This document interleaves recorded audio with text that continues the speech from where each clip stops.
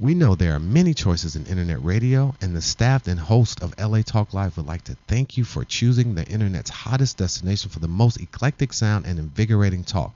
This is LA Talk Live. We are more than just talk.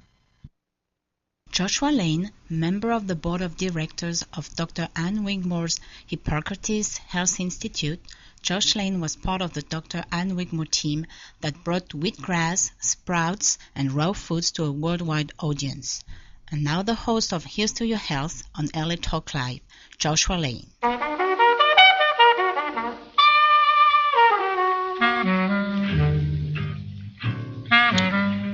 We're back. Thank you for tuning in to this edition of Here's to Your Health on the LA Talk Live broadcast network. I'm your host, Joshua Lane. My guests are return guests from Picacho Coffee Company, Organic Coffee Company, Chad and Michael. Welcome to Here's to Your Health. Hello, good morning. Good morning. Thank you. Nice to have you here. So you have organic coffee, and why is organic coffee better than regular coffee, and what's the difference? Well, I think maybe more importantly than just being organic coffee is maybe being responsibly sourced coffee. And what we buy, we go through great lengths to find, is the best coffee in the world. It's specialty grade coffee. It's the highest grade of coffee on the market. A lot of the farmers that we deal with are actually growing it organically or naturally, but they may not be USDA certified. Mm-hmm. Simply put, they don't quite have the money to pay for all of the certifications. However, you're talking about generation-old farming techniques that they're doing it the right way. They're doing it under natural shade canopy, bringing in, fresh. I mean, in some cases, some of our farms actually have natural spring water that's coming up off of their estates. Geothermally ran production. I mean, they're getting their power straight from the ground. Really, really cool stuff. So we take pride in finding those coffees. Where's it come from? Kenya, Colombia? Where's your stuff come from? All different countries. I think right now we've got El Salvador, Papua New Guinea, Rwanda, Ethiopia, all over the place. Central Guatemala, America, Panama, Colombia, Brazil.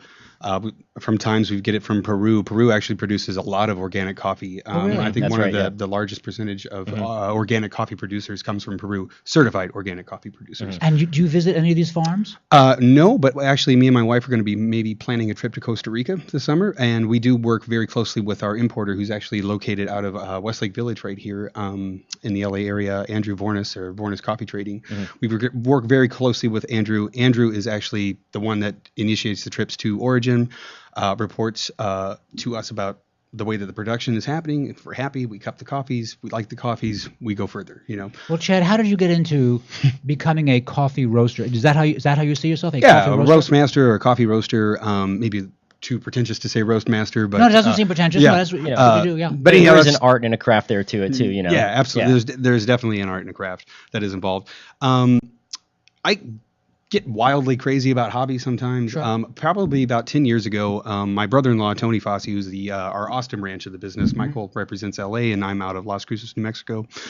He came into town for Thanksgiving with a small popcorn popper that he had re-rigged, rewired, so that when you plugged it in, it was on. And then the heat button, or the on button, he rewired it so it would pulse the heat.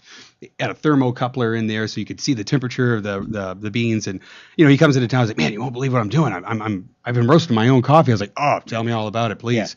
Yeah. So we go through it, we roast some coffee, and sure enough, the next day we let it rest, and we had it the next day, and it was mind-blowingly great coffee. And it was actually two principles that we still had, that we practice within the businesses. It was specialty grade coffee that he got a hold of, and it was freshly roasted, and it is a game changer. It's when you have coffee with those two parameters, they complement each other so well, and it makes just a great coffee. All right, so let's say some of our listeners don't agree with us. I happen to agree with you that organically grown fruits and vegetables are better. Okay, so what does But we probably all can agree that if it's freshly ground and roasted, is that correct? Ground and roasted, or just roasted? It's freshly roasted, and then you only grind right before you use it. And therefore, it's really much better tasting. Is that it? Absolutely. Yeah. And that's the way to drink best coffee. You fresh. You can't go wrong. Yeah. Okay. And no one would disagree with that, right? Everyone would agree. No, I would not. Okay. Yeah, I think so. Most professionals in the coffee industry would follow that those guidelines.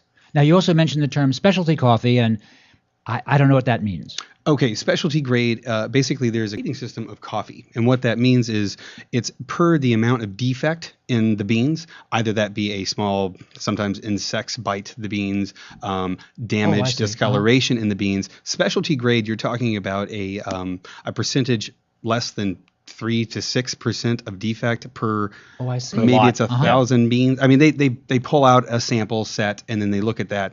In specialty grade coffee, you're getting stuff that's almost perfect and painstakingly hand-picked, I see. to produce the crop. So specialty grade would be considered the first grade, the best grade. Absolutely. Highest grade. What's the second grade? I'm not sure exactly what. Maybe I think actually gourmet coffee is a grade of coffee, and then it just goes down the road. And I see. You have your commercially grown coffees, which would be. I'm not going to say their names, but your tin can coffees that you see in the grocery store pre-ground, and then and there's Arabica coffee, which is the only thing that we roast, a specialty grade Arabica coffee. Arabica coffee. Yes. That's the type of bean? Yes. Michael told me last Yeah, time. yeah, it's the type of, Absolutely. exactly. So you've got this, this umbrella of coffee, right? And then you've got Arabica, and then through Arabica coffee, you have all of these different types of varietals of coffee, just like similar. Coffee's a lot like wine. When we talk about wine, there's a grape, but there's also more particular, there's a Pinot Noir grape. There's a Sangiovese. Right. Yeah, okay. There's the same thing with coffee. Maybe some popular ones would be the Kona varietal. People talk about Kona coffee. Kona coffee, I've heard of that. Yes, Jamaican Blue Mountain is actually its own varietal.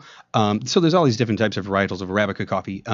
More importantly, it all started in Ethiopia. That's where your heirloom coffees. And my really? personal They favorites. kind of think so? Really? No, that's exactly where it came from. Oh, Ethiopia. Yeah. Yep. So furthermore, so that's your Arabica coffee, and then there's a genetically modified plant called the Robusta plant. It actually grows. Robusta coffee grows at a lower altitude. No kidding. I didn't realize It there was genetically produces- modified coffee. Oh dear. Yeah. Well, this is even before This is it going became back in the a headline. long- Yeah. So Wow. it grows at a lower altitude, produces a lot more cherries. The cherries, the aroma is nowhere near the Arabica coffee. Actually has more caffeine per bean. I'm not exactly what the gram, exact parameters micrograms are of of that, caffeine but per yes, gram. if there's ever a chance where you've had coffee that really made you jittery, had a kind of almost rubbery, burnt taste, possibly, chances are it probably had Robusta in it. And so you don't use Robusta beans at all. Has never touched our roaster. And Robusta beans, in your opinion, as coffee roasters, it's not as good a grade as what's the other one? Arabica. Arabica is the only one you use. Yep. Okay. Traditionally in Italy, it's used in small percentages in their espressos for that flavor. I'm just not into it. That's all. Okay. It's not for me. Other people really actually do enjoy it. I just don't. I would prefer to support really good farmers and really good product, Arabica coffee. That's what I would choose to. Well, at this point, tell it. What's the name of your coffee company for my listeners on LA Talk Live? We are Picacho Coffee Roasters, and we're based out of Las Cruces, New Mexico. Picacho Coffee Roasters. Yeah, Picacho Coffee Roasters. Picacho is the Spanish word for a volcano, and in Las Cruces, New Mexico, there's a local monument. It's a natural It's a landmark. distinct volcano. Yeah, It's a distinct image. It's actually in our moniker on our So business part cards. of- and part- whatnot. we made it part of the So logo, part just of the kind of little bring that icon, local sure. tag. I mean, Yeah. you see it everywhere when you drive in town, and it's kind of phonetically nice to say Picacho Coffee comes off the It tongue sounds really very well. good. So. And what's some of the restaurants here in LA that are using your beans now? As a matter of fact, we just picked up a historic Irish pub called Tom Bergen's on Fairfax Avenue. They're serving up our coffee in there, and we were just there last night and had a very delicious meal and an incredible coffee service. Their Irish coffee that they make is absolutely hands down amazing. Partly because it's our coffee too, but they really know what And they're they, doing. and they like your coffee. They said, you guys. Good coffee. Oh, they're loving it. They're absolutely. getting some great feedback. They were over there, approached and- by quite a few other roasters, and we were lucky to get a chance Good for to you. show them our stuff. And they, very loyal, and it's great stuff. So if you're in the area, Yep, come Tom swing Bergen's on in there. Tavern and House of Irish Coffee. It's on Fair, just south of Wilshire. They're doing great stuff over there. And we've also got another location in Los Feliz, the Gelato Bar, which is on Hillhurst Avenue. They've got artisan gelato, and now they've got handcrafted artisan coffee. And, they're What's the doing name of really- that place in Los Feliz again? It's Gelato Bar. Gelato Bar. Yep. Los Feliz is a nice, happening area. Yeah. Oh, yeah. It's fun Nice part there. of town. That's very much fun there. Yeah. Yeah. It was a little rough 15, 20 years ago. It's better now. All It's the, way na- better. all the neighborhoods have changed a lot over the years. Yeah. Yeah, it's way better now. Yep.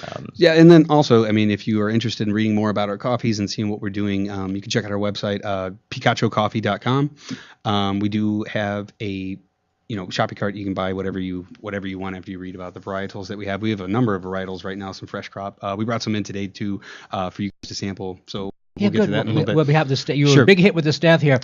Thank you. Michael, before you were involved with coffee roasting, you were involved with technology, were you not?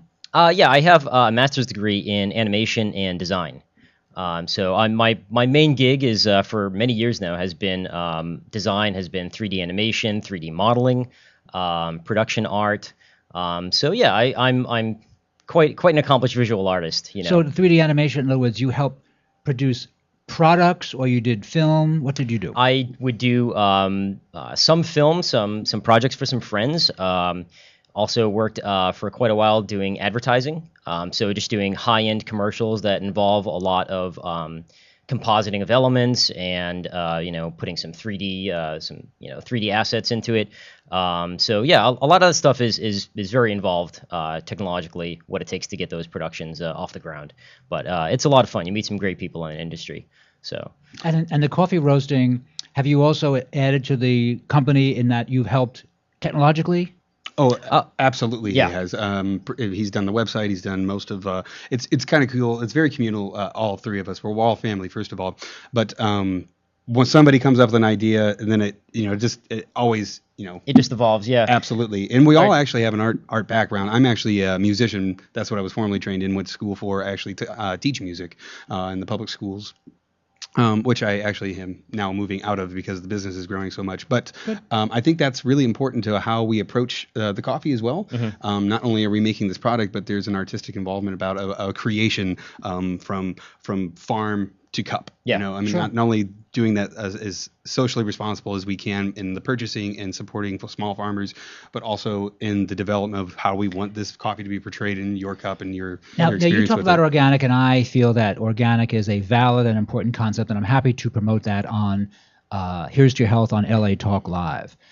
And how do you know that the coffee is indeed organic? Do you get a manifest, and you have there's some organization that tests and certifies the coffee beans? Absolutely. Well, all organic goods they're usually certified through a certifier. Mm-hmm. You start at your state. I'm trying to remember what the actual one here in California is called. I don't want to mess it up. But there are a number of them for sure. Yeah, absolutely. But I was wondering, is there one specifically for? Is there one for coffee and spices? I'm not saying there is. I'm just asking. There has to. There is. I'm sure there's more than one. Put it this way: when we buy coffee, Right. Along with the coffee when it's freighted to our business, there is a manifest. There is a certificate that these are organic coffees, and they're usually they go through great lengths to separate those from the other coffees. So-called like conventional a piece of coffee. cardboard, or they're wrapped in plastic. Your conventional coffees. Yeah, so that's. I mean, they have to. They got to prove that that's what it is. But I'm also would like to say most coffees are organically grown, whether or not they are certified. But Really, that's your opinion? Okay. Yeah, that's my opinion, and it does happen. Most of the really good ones are usually they're There's doing just it the no right reason way. to spray. Is that what you're saying? They Yeah. don't spray. They can't afford it. They can't afford. Are to the pesticide. farmers in Ethiopia or Peru, are they really that impoverished and they're that isolated that they have not been exposed to guys trying to sell them pesticides? I couldn't say that, but I can say this about Ethiopia. Per government mandates, and the government actually implies that it is organically grown. Oh, really? Most, That's I very want nice to say to almost hear. all of Ethiopian coffees are by default organic products. Oh, that's it's also very nice. remember I was saying that's where it all originated. This is where heirloom coffee comes from. You water the ground, it's gonna grow there. That's So the are birthplace. you of it. saying that the Ethiopian government, as far as you know, actually has kind of a political mandate that they expect the coffee to be organically grown? Yeah, Yeah, it's that one of seems progressive.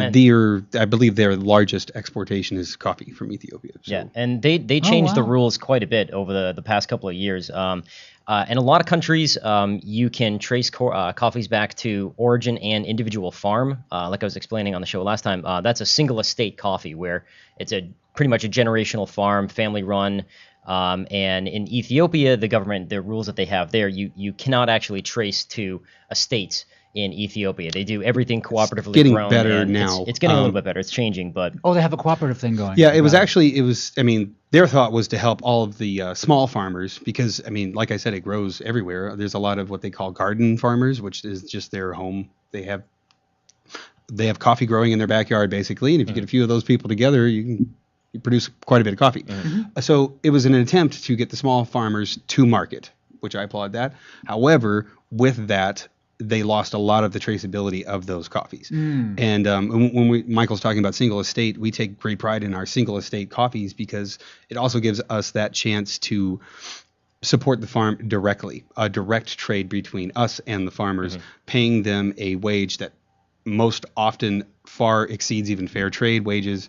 Good. It's the right thing to do. And you get a really good product when somebody feels their worth, by payment. I completely agree. Just as a business person, I completely agree with that. A lot of other business people don't agree with that, but I do. I think no. When other people are being well treated and being well paid, Sure, they're happy to do business with you. They give you a better product. I really. It's not rocket science, really. I mean, Right, exactly. No, pay it's just, somebody what they're worth. They're Right. probably going to work a bit harder for you. So I completely agree. Now, in front of me, I have two packages, and you have packages in front of you. So what are we looking at? You want to tell me what the difference is, what the taste is? yeah, what you're holding right there is just a blend that we developed. This is what? Espresso? This is our espresso blend. We named it Spadafora. My wife's family's heritage comes from Spadafora in Sicily, and it is a little bit of an homage to the flavor.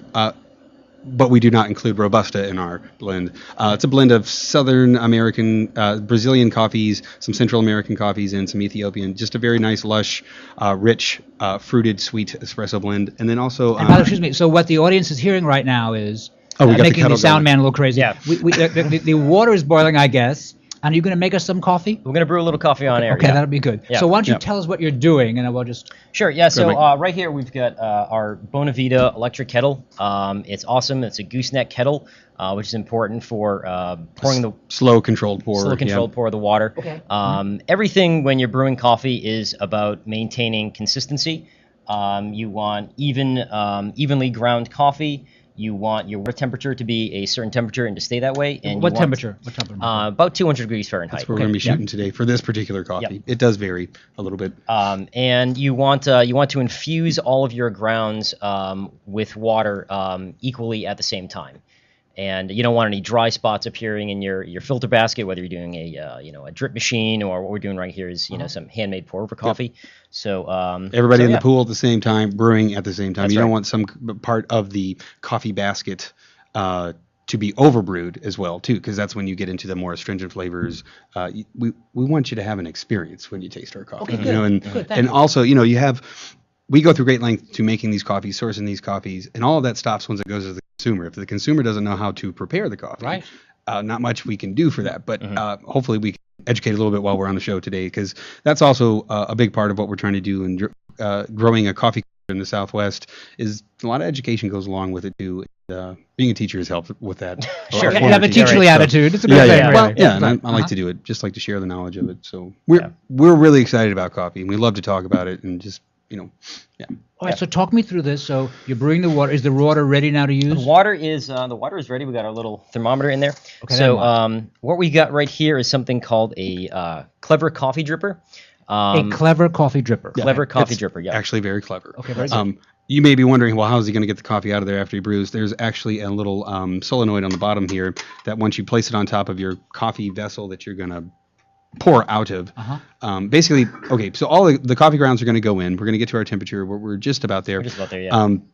It's going to brew, and he's going to make sure that he's going to let the coffee actually bloom, is what it's called, because coffee gives off CO2 after it's roasted. It's a natural product of the roasting process.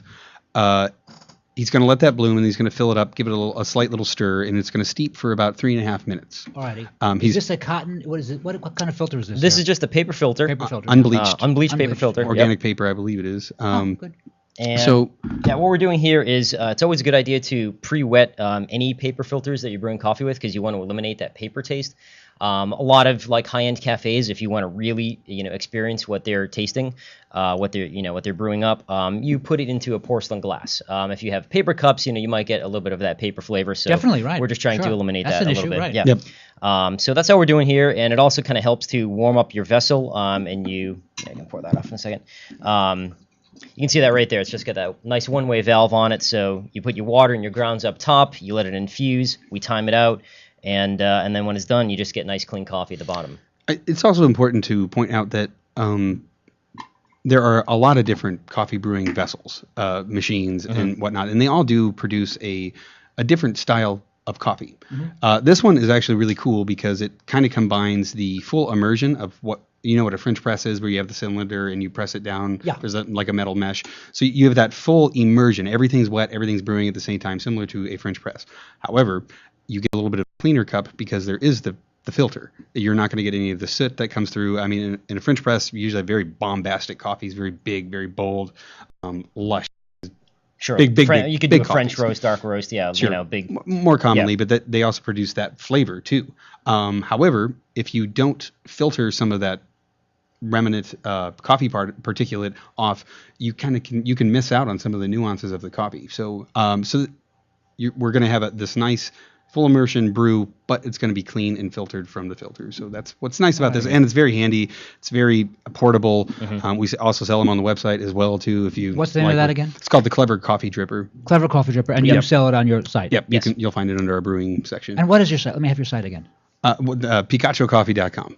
So I can just go to picachocoffee.com, go to your site. As a matter of fact, also we're going to be launching a discount code too. Yeah, so we have anybody a, listening today, we'll We have a give you 10% discount code for listeners good through the month of February. So go to picachocoffee.com, Picacho coffee.com, and grab some coffee, grab a Clever Dripper, and get it 10% off. Sure. Oh, good. So- Thank you, Michael. Yeah. Thank you, Chad. Good. So we got this all wet up, and basically we've got some pre-ground coffee here. We set up a Dominican Republic, a Rwanda, and then what we're going to do first is our certified organic Papua New Guinea. So we have pre-dosed these out and ground them to be, we do 30 grams of coffee to 500 milliliters of water. So we've got our 30 grams right here. We don't get that measured out, so we can go ahead and dump that on the top right now. And it's good to kind of just give that a shake and even it all out. Sometimes you can even put a little dimple in the center to get it going. And we've got it on top of our gram scale right here. So when we add our water, we can know exactly when we hit 500 milliliters or 500 grams. It's the same thing. Okay, good. Yeah, It has to be. I mean, it is, yeah. Follow a ratio, and that's when you can start an experiment too later. Once you have a set parameter, a little more, well, maybe a little more coffee this time, or a little less water, or maybe a little hotter water, and you actually do start to taste different things that Yeah. you didn't taste before. Yeah. So it's And fun to since you experiment. guys really obviously know coffee, so these 3 different types of blends that you have in front of you, obviously the taste is completely different. You know one from the other, just very different, right? Yeah. I mean, it's most of these coffees you're tasting. I mean, you get that difference immediately. Yeah, we're good to go here. So yeah, we got a little stop timer right here. We got 4 minutes on the clock, and we're gonna hit go. We're gonna give this a nice little 30-second pre-infusion here. This is the bloom I was talking about. Yep. I don't know if the viewers can see it at home, but it's bubbling. The gases are coming up. I can see things coming up. Yeah, and the smell is going to start to take over the room and good. make everybody salivate here shortly. So, Sure, right. yeah. So this just kind of opens the coffee up. It's similar to doing it with tea. You kind of wet the leaves a little bit, let it open up, and then you go with your full infusion. So that's all we're doing. We just wanted to get the full experience of this coffee. The other beauty of these little Clever Drippers is that they're pretty much foolproof if you just follow the directions. There are other pour-over options, and pour-over just means that you pour the water over the grounds to produce the coffee that do take quite a bit of technique. This one produces a really good cup that's pretty fault-proof. So How much are those, by the way? I think they're on the website for $20 or close to that. Oh my Michael? goodness, Something like that. Yeah. 20, Nice. 22 Inexpensive. maybe? Yeah. I can't remember. And once again, what's the name of that again? This is called the Clever Coffee Dripper, and you can pick it up on our website at picachocoffee.com. PicachoCoffee.com, Yep. right. And you're based in Mexico. Yep, we're out of Las Cruces, New Mexico. It's about 35 minutes west of El Paso. Small agricultural town. Produce a lot of pecans and actually green chili. All your green chili basically comes from really? in this country. Yeah. So, matter of fact, we've got our warehouse on an acre of land, and we're surrounded by the pecan orchard. That sounds nice. Mm-hmm. Sounds very nice. Yeah. Yeah, it's a nice little spot down there. Good spot that we got. And how long do we let the coffee brew? For 4 minutes. Oh, 4 minutes. Okay. 4 minits, yeah. And if I let it brew too long, it gets bitter? Yeah, there Yes. is a point where it does become bitter too. It's bitter also or important to over-extracted. over-extracted. Yes. After it is done brewing, some people will take their coffee, put it in the microwave, or the common thing that you see, especially in gas stations, is you'll see the pot of coffee on a metal burner that keeps it hot, that's a huge no-no. I just dulls it, makes it dull. Absolutely, Yep. and that's actually where Recooking that it. real bitter that bitter taste comes from. The chemical reaction is you're I starting to see. mess with it after that point. Uh-huh. So brew it and drink it. If you want to do something with it afterwards, put it in the refrigerator for a nice iced coffee for later. That works too, yeah. Especially out where we're at in the Southwest, it gets pretty warm in the summertime, and we do a lot of cold brew. Actually, as a matter of fact, we have a blend that we make. We call it our toddy blend, which is toddy is just a method of making cold brewed coffee. Nice and stout, nice and rich and chocolatey, but caffeine content's a little higher because you're talking about a 24-hour extraction because it's cold water over the beans instead of hot water. So if you drink Very one of those, you run to work in the morning, you don't need your car. Is that what you're saying? Yeah, absolutely. Yeah. You can always dilute it, but surefire way to get you hopping. If you want to drink some straight toddy. But it's very flavorful. Usually a lot smoother too with people that have issues with acidity in coffee. Okay. The cold water brew. What does that mean, acidity in coffee? I believe stomach acids. Okay. I think some people have trouble with coffee. Yeah, some people do. Lower altitude coffees, dry processed coffees seem to help with that. Also, a cold brewed coffee seems they've done tests where it's actually the parts per million. I'm not exactly sure what the terminology is, but there's less acid in the brew. It's a little bit more. right. It's easier on the tummy. Yeah. So what do you How about guys drink? that? Like 1 or 2 cups of coffee a day? You kind of good on that? I'd say that's about average. When I first started the business, quite a bit of coffee. Because I really liked it, and I was just trying to learn as much as I could, experience as much as I could. And yes, I was a fairly jittery guy. Talked a lot. As a matter of fact, I still get teased in the Southwest that I talk too fast when I'm talking with our clients and customers. Because they're kind of a more laid back crowd back there. Yeah. Okay. It's just kind of what's going on. Right. A little slower, and that's cool. You know, I moved there from Chicago. I grew up in St. Louis, but I moved there from Chicago, so maybe I'm just a little bit faster mover than the Southwest. But it's helped out. But yeah, nowadays, usually a cup in the morning, maybe 2 cups in the morning. That's about all I do, unless I'm cupping coffees. But even then, and cupping coffees just means the process that we do to sample coffees before we buy them. You're not drinking that. You're basically slurping it obnoxiously. And similarly, if you've ever seen wine tasting and You're all slurping that. it to try to get the nuance. Yeah, to get everything out of it at once. And you usually spit that out. You don't have to drink it, but sometimes I usually drink it anyhow. It And goes then both going ways, around to yeah. the cafes and making sure that our product is. Well, I guess that as long as it's your wife drinks optimal. 1 or 2 cups of coffee a day, it's no Yeah, no, problem, right? she's right there with me. she does. Absolutely. So, Yeah. as a matter of fact, she's the one asking every morning, gonna make that coffee this morning? You know, sitting here waiting. So, sure, honey, we'll get it. She's always excited to taste the new stuff that's coming through the house too. So it's always fun. And how many different blends actually do you have at this point, Boccaccio? Well, when you say blends, we do blends where we find different coffees that actually complement each other and go together. Right now, we have our toddy blend that I was talking about, our espresso spadafora, our mocha java, and then we have a house blend too, just very common cup. What's mocha java mean, by the way? I hear that term a lot. and I Okay, don't really that's know the it's term. actually a pretty cool story. Yeah. So as we were talking earlier in the show about Ethiopia being the birthplace of coffee, mocha is actually reference to the ancient port of Yemen, which is directly across the Red Sea from Ethiopia. No kidding. Mocha is wow. actually the very first place that coffee ever came out of. Wow. The second place that coffee was taken to be grown and distributed was Java, or the Dutch Indies, the Dutch islands of the Pacific Islands. Coffees from there are still to this day referred to as Java. So the mocha Java is actually the very first blend ever of coffee. Wow. And it actually makes a really great coffee because It's you've a got nice coffee. Javanese or the Pacific Island coffees are known for their big earthen chocolatey robust type of, I didn't mean to say robust as in robusta, but big coffees. And your Ethiopian coffees in the Red Sea area, very fruited, almost blueberry-ish. They go you got that sweet component and that big chocolate brash earthen flavor. They go very well together. So our mocha java, is it the original coffee? No, but it's our version of it. But they are coming from those two areas. So that's the history of the mocha java. Well, Michael and Chad, this has been Once again, Chad, do me a favor. Give me the contact information where I can buy your lovely coffee. Like I said, I'm Chad Morris. I'm the owner and the roaster. We're based out of Las Cruces, New Mexico. Our website is picachocoffee.com. You can reach us at 575-520-1157. Please check out the website if any of this has interested you at all. There's a lot more story on the web to read more about the coffees. We take it serious. We love it. So try our craft.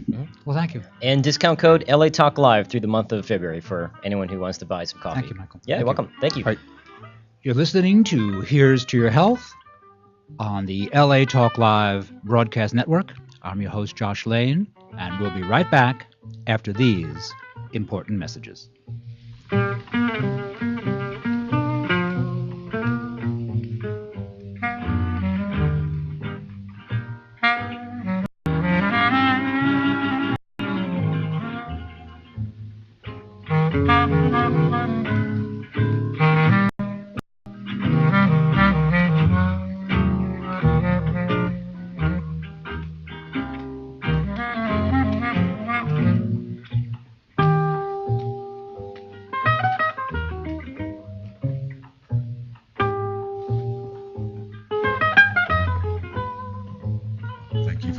To LA Talk Live, reality radio handcrafted for your listening pleasure.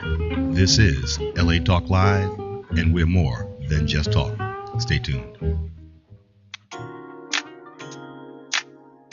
Hello world, I love you and I love me. Real talk straight from the heart brain. It's Madam Vibrations here, founder of Vibrations, sharing the Love Your Skin body butter, also known as a booty butter. Vibrations creates with the highest vibrational energy on this planet Earth, which is love. So please support yourself, the world, and lupus community by purchasing any Vibrations healthy and living products.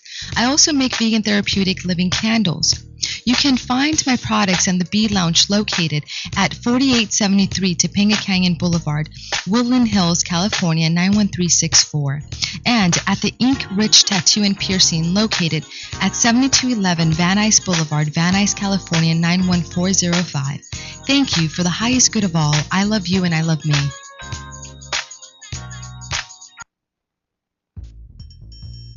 Hi, this is Deborah Darris. And Jules Hurst, inviting you to join us every Monday at 1 p.m. Pacific as we share practical tools to create a life you love from the inside out. So remember to tune into Inside Out, How to Create a Life You Love on Mondays at 1 p.m. Pacific, exclusively on LATalkLive.com.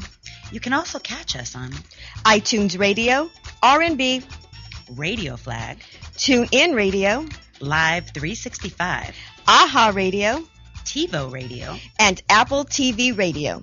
Or just watch and listen directly at LATalkLive.com.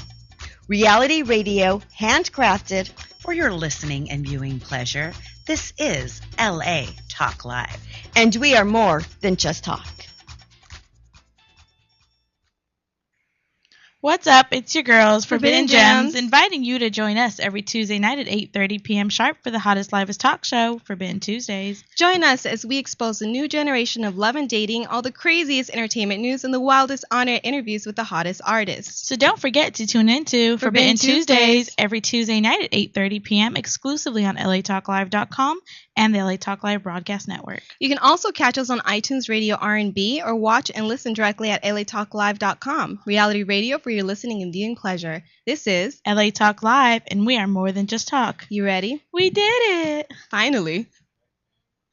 Hi, this is Dr. Levi, your fitness doctor, making a personal house call, inviting you to join me Wednesday at 10 a.m. Pacific for my all-new show, The Dr. Levi Show. Join us as we discuss fitness, health, and well-being, including emotional and spiritual health. So don't forget to tune in to The Dr. Levi Show every Wednesday at 10 a.m. Pacific, exclusively on LATalkLive.com and the Talk Live Broadcast Network. You can also catch us on iTunes, Radio R&B, or watch us on Ustream.tv, or catch us on the Live 365 network, and now on Radio Flag and Stitcher Radio. Reality radio handcrafted for your listening pleasure. This is LA Talk Live, and we are more than just talk. Joshua Lane, member of the board of directors of Dr. Ann Wigmore's Hippocrates Health Institute, Josh Lane was part of the Dr. Ann Wigmore team that brought wheatgrass, sprouts, and raw foods to a worldwide audience. And now the host of Here's to Your Health on LA Talk Live, Joshua Lane.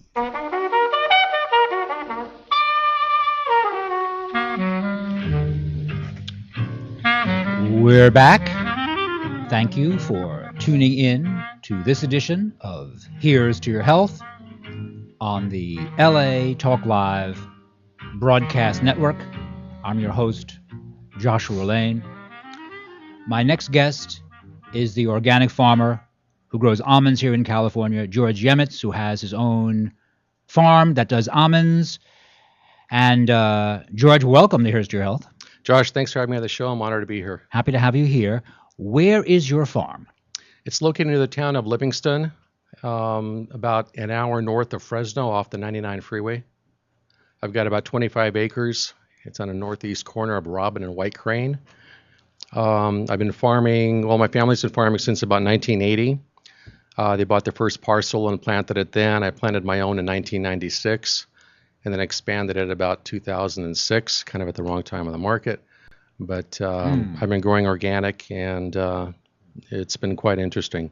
From the time you plant an almond tree, how long before you get almonds? You might get a little bit on the third year, and it increases from that point. A tree reaches full maturity or full production somewhere around 8 to 12 years. I see. And a tree typically lives to be about 25 or 30 years before it has to be torn out. Do the organic trees live longer? It depends. It depends on the variety and such. Typically, no. What happens? They really just, they stop producing or they die? No, they just produce less and less every year typically. And conventional get pushed a little more. They use synthetic fertilizers and such, so maybe they use them up quicker and then their production drops more dramatically. With organic, it's not quite as dramatic, but you still see it typically after about 20 or 25 years for sure. And now you grow organically grown almonds. What does that mean, organically grown? That means you don't use synthetic fertilizers, pesticides. Basically, whatever you do use is natural, and it's okayed by organic certification boards or organizations, or several of them, and they're pretty strict. So before you even use anything that seems organic, you have to get an approval from them. And it's a tough way to farm, but it could be rewarding too. And your mom and dad farmed organic too? They don't. They farm conventional. They sell all their almonds to Blue Diamond, and I went in the other direction. You went in the other direction. I don't want to get in trouble with your mom and dad, but why did you decide you wanted to do organic? You felt it was safer as a farming family, because don't farmers have a high occupational incidence of cancer? They do. I actually don't live on the farm, so I'm not subject to a lot of the pesticide spraying and such that a lot of farmers are. Mm-hmm. But it's kind of a philosophical thing. Ever since I was a kid, I was interested in nature and et cetera, and I was aware of damaging the environment and what to do not to do that sort of thing. So forgive me. No problem. But yeah, so I've always been leaning that way, and how many almond trees can you fit on 25 acres? You could plant. You could plant up to typically about 100 per acre. Sometimes more, depending on the variety. Some varieties don't grow very large, so you can plant them a lot closer. Others get fairly large, like the nonpareils. Every 25 feet or something? No. The old distance was about 24 feet between the trees. Now you can plant as close as, in some cases, 8 feet between each tree. Really? Yeah. Could you do that? I don't with mine. I grow two varieties, the Carmel and Nonpareil. They're both fairly large trees. When they mature, you can't plant them quite that close. My spacing's somewhere about 15 feet on my smallest block between the trees, and the other one's more like about 18. Let me ask you, this is a controversial question.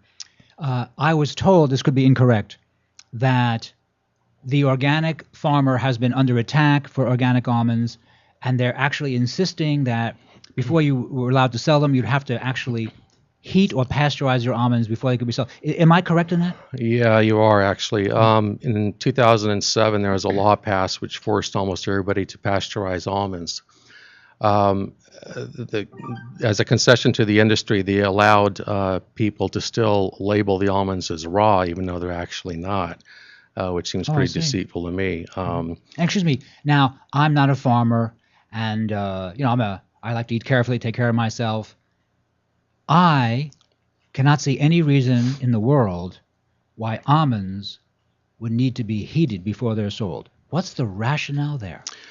Yeah, one of the largest conventional producers of almonds had an incidence of salmonella twice over a 2-year period. I believe it was 2001 and 2003, if I'm not mistaken.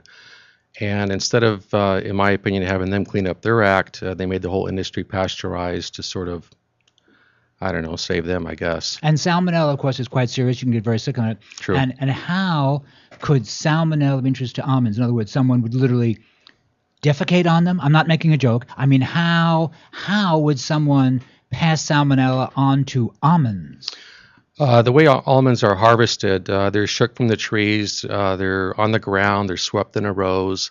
Basically, we're talking about animals. It could be something like a bird flying over at the wrong time and leaving something where it shouldn't.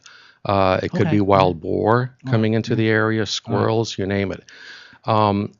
It's rare that it happens, and it's never happened to my knowledge in the organic almond industry. It's only happened in the conventional with one or two particular large farms. Mm-hmm. So it's kind of strange that they force everybody to pasteurize.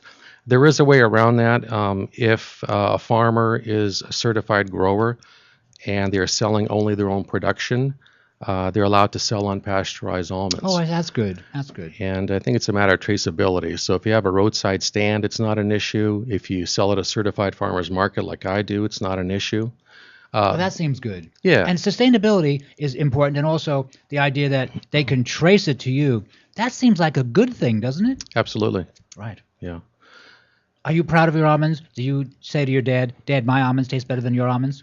Well, I wish I can say it to my dad. He's actually not with us anymore. But sometimes with my mom, I have a few discussions like that. Yeah. No, I get a lot of compliments on our almonds. People say they've never had him, tried him as tasty, etc. And I'm proud to be able to offer something that people really enjoy. And excuse me, now organic almonds. Now you and I both have the perspective that organically grown fruits and vegetables are better. Okay. And I made the little comment that I think organic tastes better. And why would the organic almonds taste better than the conventional almonds? Theoretically, why would they? Well, they're growing more naturally. They're not being pushed. They're not being given anything that's artificial. And is the soil richer? There's more nutrient value in the soil, in your opinion? Yeah, absolutely.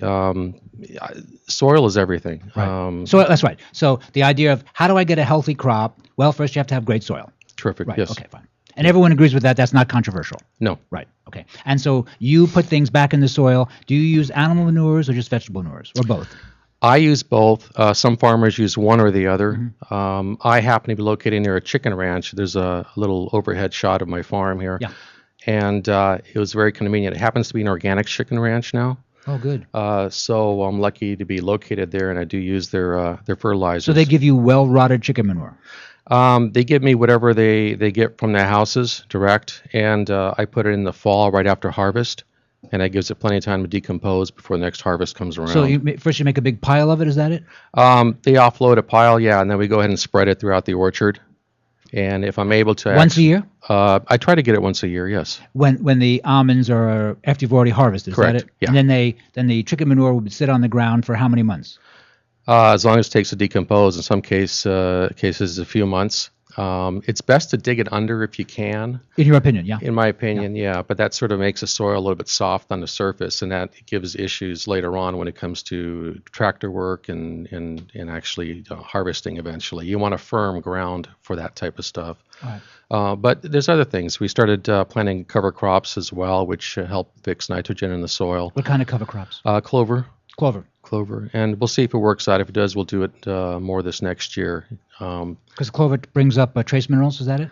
My understanding is it helps fix nitrogen in the soil, but also adds, it enhances micronutrients and things like that, and also prevents weeds from growing, hopefully, past it. Weeds are a real big issue, especially for organic farming. It's tough to get a handle on it. Once you do, you have to stay on it. Weeds eat up nutrients? They take them out of the ground at critical times when the tree really needs them, even though eventually you may chop the weeds down and they eventually work their way back into the soil. It's timing. When they're growing like crazy, your trees need the nutrients just as well. So you don't want competition for your trees if you can help it. When you're walking around when the trees are in blossom, does it smell fantastic in the orchard? Almond blossoms don't have a scent, really. Oh, really? Yeah, not much, but it sure is beautiful. You can't compare. You feel like you're in heaven sometimes. I'd stop in my orchard when I'm working at any time, really, but especially bloom, and suddenly it hits you, and you look up, and it's so peaceful, it's hard to describe. I used to commercial fish, so you'd be out in the water sometimes by some island. You get that occasionally as well. Some of the people know what I'm talking about, but yeah, it's very pleasant. And when you eat these organic almonds, how many almonds am I supposed to eat without eating too many almonds? The industry recommends about 1.5 ounces, which is about 23 almonds, I believe, per day. Well, that's a decent amount. Yeah, it is. It's a little I was afraid you handful. could say 3 or 4 or something. No, I thought, no. I can't do that. Some people eat less, of course. Eat at least something, but at least 1 ounce or so is good for you. And again, I'd stick with organic. There's another issue I'm not mentioning with the pasteurization. If you're buying conventional almonds, they usually use a gas for pasteurization. Oh, I did not know that. Yeah, and some of the gases that they are allowed to use here, they're forbidden in Europe. So That's right. If I can jump in. So the European Union, they have said that organically grown fruits and vegetables have more food value. And of course that's the industrialized nations of Western Europe. So it's not like we're some nation that they don't have good scientists. And for some reason, the United States seems a little sluggish on the whole organic issue. There seems to be a lot of fighting and a lot of anger towards organic. Organic is kind of saying the other way needs to be improved, and that makes some people very unhappy. Yeah, you hit it exactly right. The United States is a little bit slow when it comes to looking out for the health of its people for some reason, and you kind of have to do things on our own. Your program is wonderful. You're educating people. And when I'm selling at the farmer's market, a lot of my clients educate me more and more every week. So what we eat is critical. You got to stay away from pesticides, eat organic if you at all can, and stay healthy. That's what it's about. And George, at this juncture, tell us, where is your farm and how can we get in contact with you? Well, the farm is located up by Livingston. As I said, I don't live up there, so but if you'd like to call, I'll give you my cell number is area code 818-823-7833. Be happy to talk to you. I'll tell you which farmers market we're doing and the time and things like that. And we have a line of almond butters, some raw, one roasted. We sell both of our almond varieties separately. You can sample them each independently if you have a preference. And the two varieties are non-pearl with the other? And caramel. And some people prefer one over the other, so you're welcome to buy just that one. You have that opportunity. We can mix them for you, whatever you like. I have a question about the past, the history of almonds. Sure. Is it true that at one time, say, just several hundred years ago, that almonds had a much more bitter flavor? Yeah, in fact, they have some that are called bitter almonds specifically. They're grown in Europe. They're supposedly illegal to grow here in the States. My understanding is if you eat enough of them, it'll kill you. But the chefs... Excuse me, you're saying that it's illegal to grow certain varieties of almonds that grow in Europe. It's illegal. That does sound somewhat silly, possibly. Right. Yeah. And is it true that the bitter almonds of several centuries ago were actually sometimes used to help heal the body of various illnesses? It's very possible. Sure. I'm not sure why it's technically illegal to grow them here, but that's what I was told by somebody who should know. Right. And but we have sweet almonds, and there's probably about 15 or more varieties that we grow here in California. I grow two, which most people consider to be about the best tasting and the most versatile. They're coming up with new varieties every once in a while. They're trying to get self-pollinating varieties, which will lessen the dependence on bees, perhaps. So we have sweet almonds here, not bitter almonds. Sorry. And also the idea of using almond oil. I know it's just fantastic as a lotion for the body. It's very healing. It has a delightful fragrance. It's inexpensive. It's very light on the skin. Do you do any of that kind of stuff? You press almond oil or anything? We don't yet. We have a lot of people asking for it. I'm actually fairly new selling my almonds direct. I almost lost everything a few years ago, so I started selling direct for that reason. And as Why, we you had grow, frost or something? No, just financial situations. I I see. expanded the orchard at the wrong time. We had some huge medical bills that came in, and the economy changed. So Sure. I tried to do what I could with. I what was there, had. I remember. Yes. Yeah, maybe there's one more person besides us two, but yeah. So I just do what I can. So I forgot the point I was trying to make. I apologize. That's okay. We're chatting about almond oil. There we go. Now, how many pounds of almonds, if I grow a trees, if I have nonpareil almonds, if I have these almonds, how many pounds can I get out of a tree? Roughly. 10, 15 pounds, say. Oh, that doesn't seem like too much, does it? No, it's not. No. That's why you plant as much as you can on your acre. So this is kind of a labor-intensive labor of love, is that it? It's quite labor intensive. That it is. Again, if you grow on the property as you're walking around, you can do some pruning and that sort of thing. If you rely on other people, that's a whole other game. Mhm. But the industry's changed a little bit. It used to be that you needed to prune almonds virtually every year. The thought was that it created more growth, and that on and on. And then studies came out that said the opposite. So the pruning has sort of dropped off. More emphasis is on soil nutrition, I guess, or nutrition for the tree itself, and that's about it. So Many years ago in the 70s, I bumped into an organic farmer named L.P.D. Wolf in Crescent City, Florida. And he insisted that his father had started his orange orchard, that he had trees that were 90 years old that were doing fantastic. And he said, they'll always produce. You just have to make sure the soil's rich. And he said, listen, there are olive trees that are several thousand years old that still produce olives. Now, that olive tree thing I know is true. Mm-hmm. Well, I read it's true. I don't really know. I read it, But Sure. I was wondering, so you mean to tell me the almonds just won't run for a couple hundred years? You really feel in 25 years they're just no good for almonds? No. There are some much older almond trees for sure. In fact, there's a few which they take clippings from, and they help create new trees and such. All I was saying is that for commercial reasons, normally after about 25 or 30 years, the production is so low that the cost of keeping it going versus what you're getting back really isn't working out. But yeah, the trees could live a lot longer than that, obviously. Sure, I don't know the maximum, but I do know they grow a lot. They live a lot longer. Do you have to, besides, you don't have to do much pruning you mentioned, is there a certain shape that the trees do good on? You have to shape them up at all? It used to be that you would pick three main branches as scaffolds in the tree, and so you leave a hole in the middle of the tree the size of a little Volkswagen to allow sunlight in, etc. Oh, that works? Well, that was a thought in those days in 1980 when my parents first planted theirs. Now they're saying that's not necessary. Sunlight's important. You have to prune some, but not nearly as much as you used to. And some people actually don't limit the scaffolds, let the tree grow as it is. So there's various philosophies, and the proof's in the pudding. If their production increases, it's great. They're right. If their production doesn't increase, they're kind of quiet about it and go try something else. All righty.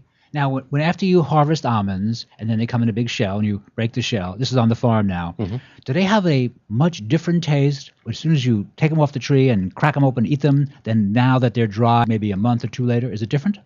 To me, it is, but everyone's different. Everybody has different palate and all that sort of thing. Some are real sensitive, others are not.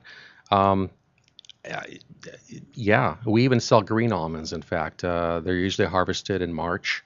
What are those? I don't know what those are. It's the almond itself. The almond is in the peach family, by the way. So when it starts growing, it has a kind of a fuzzy hull, and then it has a shell inside, and inside you have the nut that's forming. Well, in March, the nut in the very middle is almost gelatinous. It's not quite hardened yet. I see. The shell is also not formed, so you can eat that. And then the green, the hull, is very prized in Middle Eastern countries, and chefs here in LA are catching on to it as well. The green shell? Yeah, the whole almond is just sliced up. You can add it to salads. You can add it to stir fry, and you can eat it just the way it is. Dipped in a little bit of salt is nice, but it's different. It's available only for a few weeks out of the year typically, and then The rest of the crop is left on the tree to finish off its cycle, and then it's harvested in the fall, as you mentioned. So the flavors vary throughout the year, in my opinion, because whenever I'm out there, I take when I cut it open, I try it, and they're great before they actually dry, but that's not practical for harvesting reasons and things like that. So now the question of eating nuts and seeds and storage of nuts and seeds. So when I buy a pound of almonds at home, is it desirable? Is it better for me to keep them in the freezer? Does that control mold and mildew, or is that completely not necessary for almonds? The best way of keeping almonds is in the freezer, for sure. In the freezer, yeah. And the shelf life is extended the longest of that way. Refrigeration is second. But if you're only going to have the bag for a few weeks munching on it, and it's in winter time, there's no reason to really refrigerate it if you don't have the space. Right. In the summer, when it gets to be 80 degrees or more inside, if your conditioning doesn't work, etc., then yeah, stick in the freezer for sure. Flavor is the first thing that goes, and so if you want to keep the flavor as best as possible, probably best to refrigerate it. Right. Okay. I was always wondering, and that comes directly from an almond farmer. And what prompted you to move into almond farming, especially organic almond farming? Was there an illness in the family? Can I ask that personal question? There wasn't an illness per se. I have a grandmother that died of cancer and all, but I just became aware of all the garbage that was being put in our foods, and people couldn't get decent almonds, for instance, and here I was growing them. So I decided to go organic for that reason. There's another reason, too. I've always been kind of an environmentalist. Where my orchard is located is in an area where there used to be a lot of wildlife, and fortunately there still is. But outside that area, there isn't really. We have gray foxes. We have all kinds of hawks. We have coyotes, of course, raccoons, you name it, all kinds of birds and cranes. Are they all hanging around your property? Well, in my general area, yeah. There's a canal which runs through my property, and there used to be water in it year-round. Now it's part-time, but nevertheless, it's a draw for wildlife. And I like to feel that I'm helping out the environment a little bit as well. So it's kind of a dual purpose, I guess. And it's fun. It's also fun to see them, I guess. Although you don't want to see too many coyotes at one time, because they're looking at you as lunch. Yep, that's true. No, it is true, unfortunately, yes. Yeah. No, it's always nice to see wildlife. It's a big deal. And would you say that really your 25 acres? I mean, obviously the animals recognize certain things, so they recognize this is better. It's better to be right around your property. Well, I've got, unfortunately, more weeds and things that they like to eat the seeds off of, et cetera, and that's fine. But it's coexistence in a sense. Some of the other farms around me are conventional. There's nothing growing except the trees. There's nowhere for animals to hide. It's not good for insects. Right. On and on and on. So. Have you influenced anyone in your area? Has anyone decided, oh, George, you might be right about this? Personally, not that I've heard of. I've been influenced by some other organic farmers years ago and still am. And we just want to keep it going, and hopefully it'll grow, the organic movement in our area. Well, it does seem to be growing, quite frankly. And, if the ideas are good, they'll be picked up by the mainstream. And I think that organic, I could be incorrect. I believe organic fruits and vegetables sales in the United States is still only about 1% of the total sales of fruits and vegetables. Yeah, they're quite small. Almonds as well. I don't know what the percentage is, but it's tiny compared to. California produces 80% of the world's almonds. Really? Yeah. Why? We have great soil?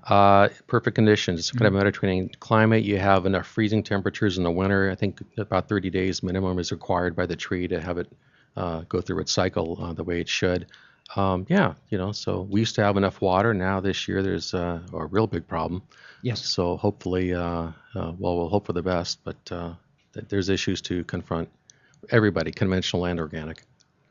So. And where do I get your almond butters, by the way? Where do I buy these lovely almond butters? Well, you can always buy them at the farmers market. We do in Hollywood every Sunday from 8 in the morning till 1 o'clock. Look for Yemet's Family Orchards. We've got a couple of banners, and you can buy them there or give me a call, and maybe I can work something out for you. And George, let me have your phone number once again, please. It's 818-823-7833. George, thank you very much. Thanks for having me. Appreciate it. You've been listening to Here's to Your Health on the LA Talk Live broadcast network. I'm your host, Josh Lane. We're going to take a short break, and we'll be right back after these important messages.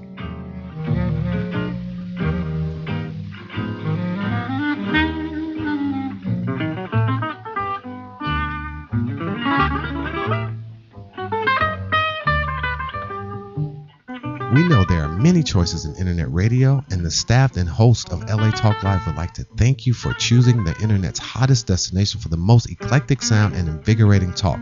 This is LA Talk Live. We are more than just talk. Hi, this is Dr. Levi, your fitness doctor, making a personal house call, inviting you to join me Wednesday at 10 a.m. Pacific for my all-new show, The Dr. Levi Show. Join us as we discuss fitness, health, and well-being, including emotional and spiritual health. So don't forget to tune in to The Dr. Levi Show every Wednesday at 10 a.m. Pacific, exclusively on latalklive.com and the Talk Live Broadcast Network. You can also catch us on iTunes, Radio R&B, or watch us on Ustream.tv, or catch us on the Live 365 network, and now on Radio Flag and Stitcher Radio. Reality radio handcrafted for your listening pleasure. This is LA Talk Live, and we are more than just talk.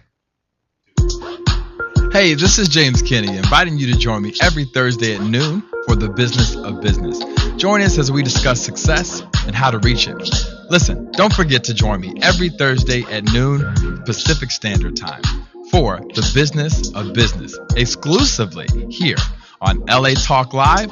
Hey, and don't forget, you can also catch me on iTunes Radio R&B, Radio Flag, TuneIn Radio, Live 365, AHA Radio, TiVo Radio, and Apple TV Radio, or just watch and listen directly at latalklive.com, where we are more than just talk. Murked it. Hi, this is Starlet Quarles, and I'm inviting you to join us every Wednesday from 5 to 6 p.m. for a new show right here on LA Talk Live, The Dialogue, Real Talk, Real People. Join us as we discuss the topics that are relevant to today's generational leaders. So don't forget to tune in to The Dialogue, Real Talk, Real People, every Wednesday from 5 to 6 p.m. right here on latalklive.com. You can also catch us on iTunes Radio R&B, Live 365, Radio Flag, and now Stitcher Radio. Or watch and listen directly at latalklive.com. Reality radio handcrafted for your listening pleasure. This is LA Talk Live. We are more than just talk.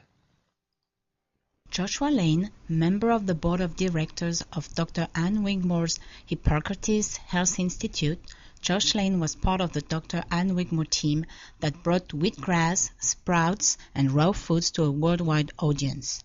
And now the host of Here's to Your Health on LA Talk Live, Joshua Lane.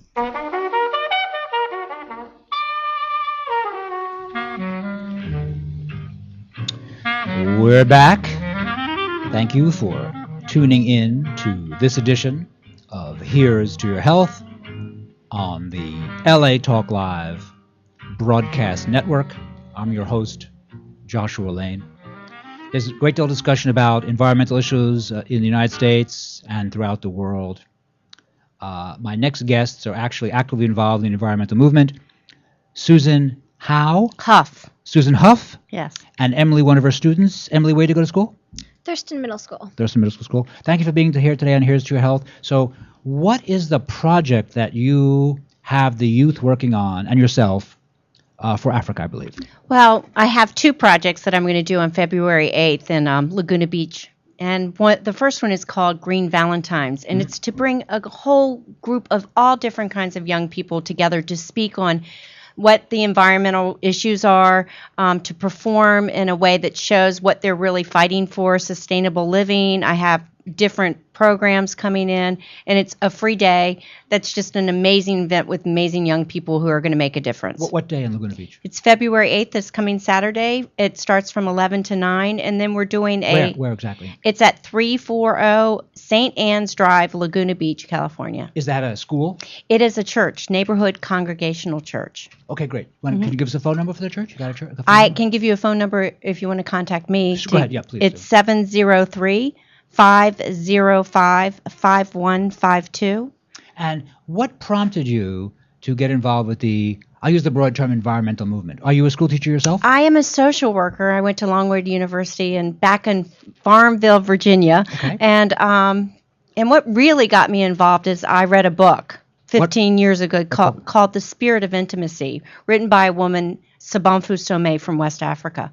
And in The Spirit of Intimacy. The Spirit of Intimacy. What was the author's name again? Sabamfu Somé. And it touched me on a deep level. I've worked with teenagers since I was 21. And in the book, the women will gather when when a mother's pregnant. And in the uterus, the mother will go into a trance, and the baby will speak what the gift is the child's bringing to the community. I read that book, and I went crazy. That seems very lovely. Okay. And so what community is that? What's Burkina Faso, and it's the Dagara tradition. And where is that country? West Africa. West Africa, okay. In the Sahara Desert. So I brought her to my daughter's high school. This was 10 years ago. And she talked about how the women and children walk 6 to 12 hours for water. And I was like, oh my gosh, we just take water so for granted, and it's such a problem everywhere. It's a problem in California, and we just are blessed enough to have the abilities to bring it to us at this point. So she came, and after she spoke, all these kids gathered at my house, and one young woman went back home and called me about an hour later and said, they walk for water, why can't we? And so that was my first youth project that I started. And since then, with just youth, we've put in 33 wells in Africa and different places and gotten Your clean organization has water. put in 33 wells. Yes, we have. That's a very good thing to do. It's a fabulous thing to do. And it's even more exciting because we help the young people find their gift in the project like they do in the village. Now, excuse me, isn't it also true, or largely true, that oftentimes it's the young women that walk for water, and therefore the young women are not encouraged to go to school because they say, no, you've got to walk for water. Is that also another issue? It is another issue, and another project that we do in Wisdom Spring is we get our young women first in school. And so we've put about 1,000 children through school at this point through Wisdom Spring.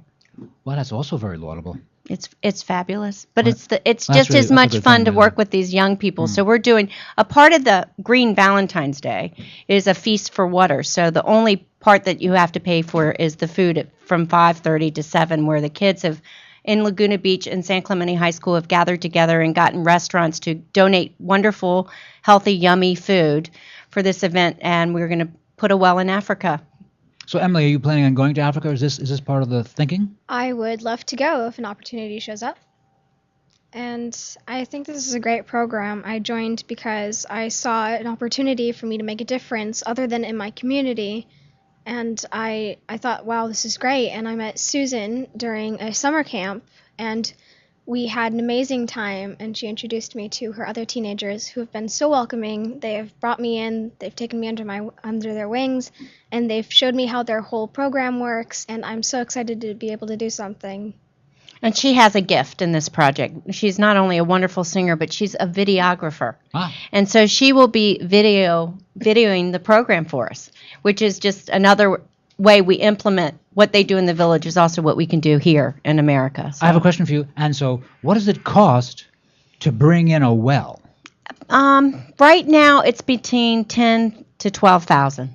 That's actually kind of a low number, isn't it? It is a low number. We're very lucky. We have a woman driller in Burkina Faso who is doing it at cost for our nonprofit, which we are pretty darn blessed about that. And when you drill a well, since I know nothing about this, yeah, I know it varies, but how deep do you have to go, and what's involved? Are you putting ceramic piping in? I mean, how long does it take? It doesn't take that long once we get the drilling equipment in. And when we first started with this project, we did have the villagers start the digging for us because we were such a small nonprofit. But now it's about 95 feet we have to go. They would go by hand down that far for us at first. And That now must be kind of scary to be 95 feet down in a big hole. Yeah.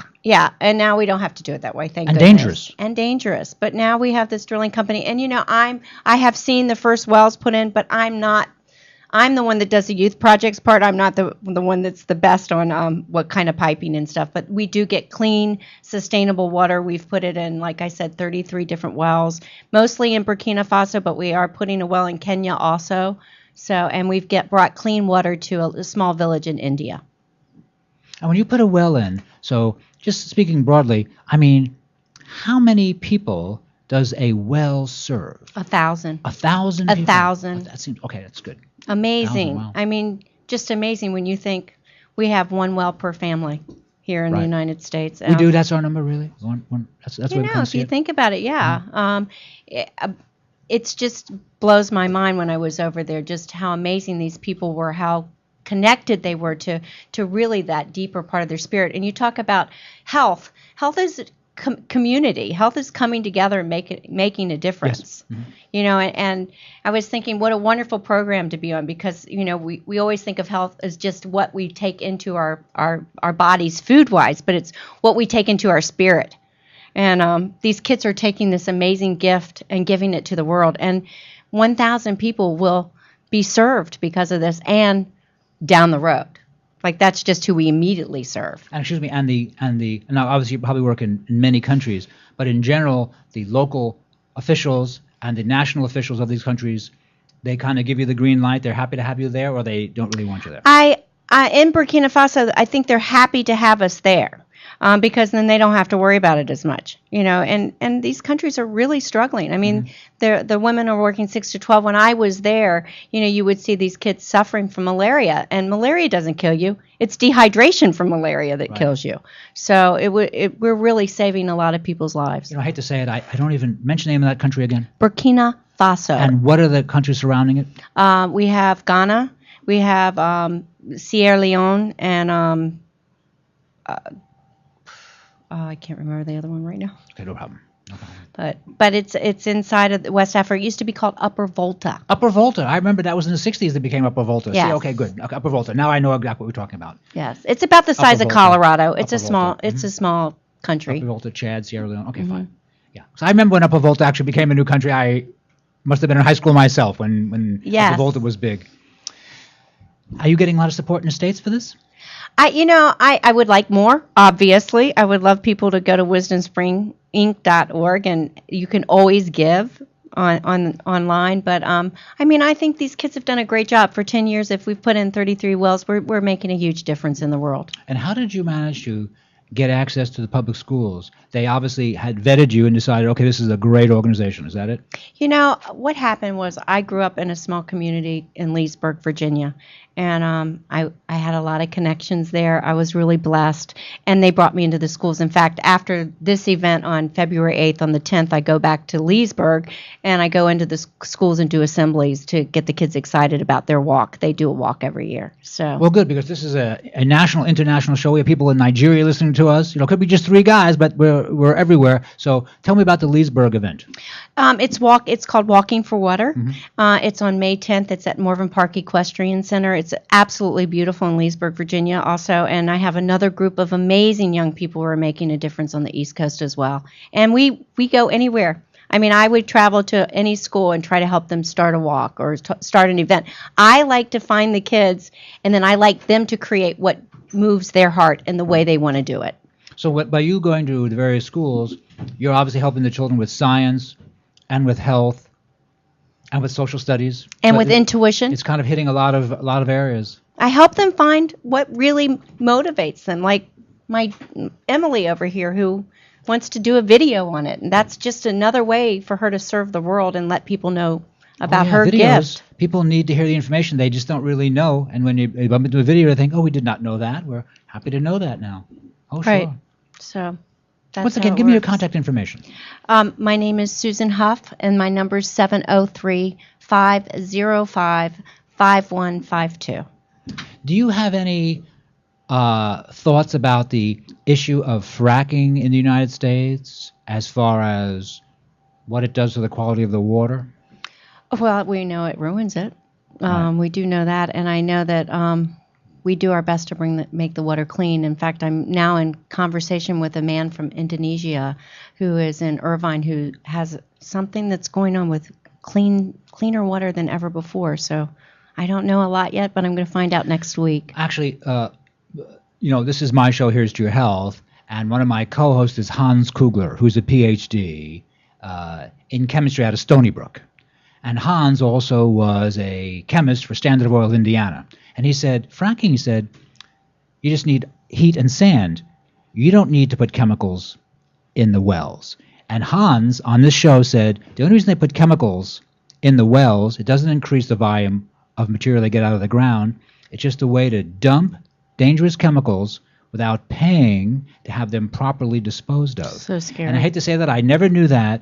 And Hans is authoritative, and he said it on the air. And I thought, what a terrible thing to put chemicals and to destroy the groundwater because you want to make a couple of dollars. And that's where that's the role for government to say, no, you can't do that. That's the role for government to say, no, that's a bad idea. We can't allow that. Well, we're not doing that. Right. So I hope you don't mind. That's a slightly different issue. No, I love obviously learning quality more. of water. If we don't have good quality water, none of us live. That's just, you have to have water, and no one disputes that. It's not considered a controversial statement. You have to have fresh quality water.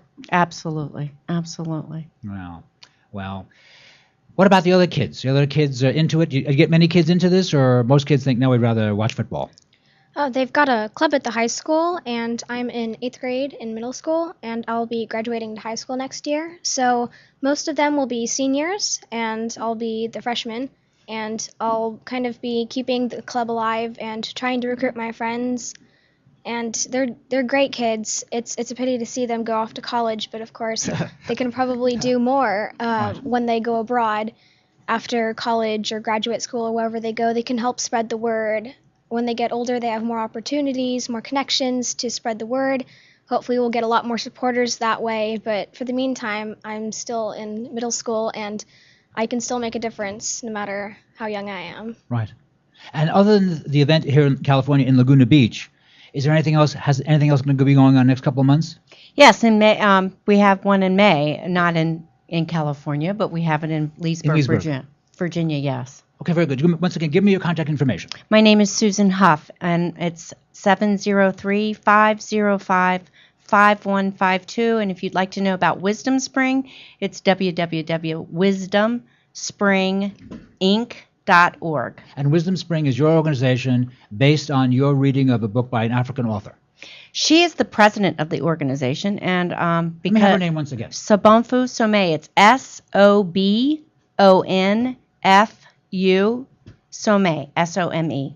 By the way, if I could just mention this on a personal level, when I was 17, I went off to college, and the very first summer I was in college, I read a book, Things Fall Apart by Chinua Achebe. And I thought to myself, now I get what college is vis-a-vis high school. You know, I thought high school was great until I went to college, and I thought, okay. And I read Chinua Achebe's Things Fall Apart, and I thought, boy, this is a book. I hate to say that. I was 17, and today it's still one of my favorite books. I thought, I think he died this past year, Chinua Achebe. Well, all I know is this book changed my life. It made me look at everything I've ever done with teenagers in a totally, not different, but in a way of like, how can I help that young person get in touch with that deeper gift that they bring? And we think here it's what money you're making, but it's really about who are you being. Like money's nice too. It's important. Money is great, but in the village, if somebody comes in with a Asperger's or some kind of difficult, they see it as this person is bringing a gift to make the village understand what's going wrong. What aren't they seeing that's made this person have this struggle? And they see that person as a gift instead of somebody who's, causing trouble. Well, Susan of Wisdom Spring, Emily of Wisdom Spring, thank you for being a guest today at Here's Health. I appreciate it very much. Thank you so much. Thank you. Thank you. You've been listening to Here's to Your Health on the LA Talk Live Broadcast Network. I'm your host, Josh Lane. We're going to take a short break, and we'll be right back after these important messages.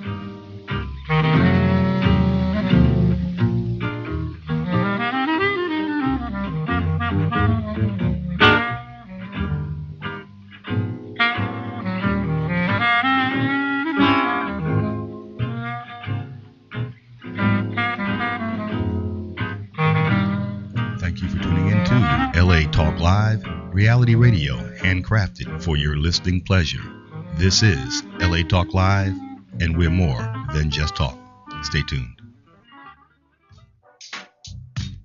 Young Connection, your one-stop connection for all your graphic design and commercial printing needs. Young Connection is a full-service printing and media design company dedicated to providing the highest level of customer service and satisfaction. Young Connection provides swift response and rapid turnaround services for banners, brochures, business cards, letterheads, church bulletins, funeral programs, flyers, logo design, posters, and much, much more, all at an affordable price. Young Connection, the official printing company of LA Talk Live. Give them a call at 310-491-3336. That's 310-491-3336, or visit their website at www.youngconnection.com. That's www.youngconnection.com. Young Connection Printing and Media Services, proud sponsors of LA Talk Live, where it's more than just talk.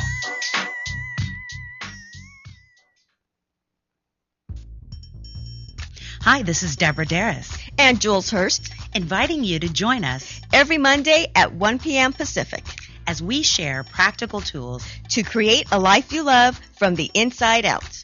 So remember to tune into Inside Out, How to Create a Life You Love on Mondays at 1 p.m. Pacific, exclusively on LATalkLive.com. You can also catch us on iTunes Radio, R&B, Radio Flag, TuneIn Radio, Live 365, AHA Radio, TiVo Radio, and Apple TV Radio. Or just watch and listen directly at LATalkLive.com. Reality radio, handcrafted for your listening and viewing pleasure. This is LA Talk Live. And we are more than just talk. Hi, this is Susie Pruden. And yes, you've seen me on Oprah, Good Morning America, and The Today Show. And I'm inviting you to join me every Monday from 3 to 4 for my new show, Mastermind Live. Join us as we introduce you to the new thought leaders of the world who will inspire you, support you, and guide you to your next level. So don't forget to tune into Mastermind Live exclusively on latalklive.com. You can also catch us on iTunes Radio R&B or watch us on Ustream TV. Reality radio handcrafted for your listening pleasure. This is LA Talk Live, and we are more than just talk. Hey, this is James Kinney, inviting you to join me every Thursday at noon for the Business of Business. Join us as we discuss success and how to reach it. Listen, don't forget to join me every Thursday at noon Pacific Standard Time for the Business of Business, exclusively here on LA Talk Live. Hey, and don't forget, you can also catch me on iTunes Radio R&B, Radio Flag, TuneIn Radio, Live 365, AHA Radio, TiVo Radio, and Apple TV Radio. Or just watch and listen directly at latalklive.com, where we are more than just talk. Murked it.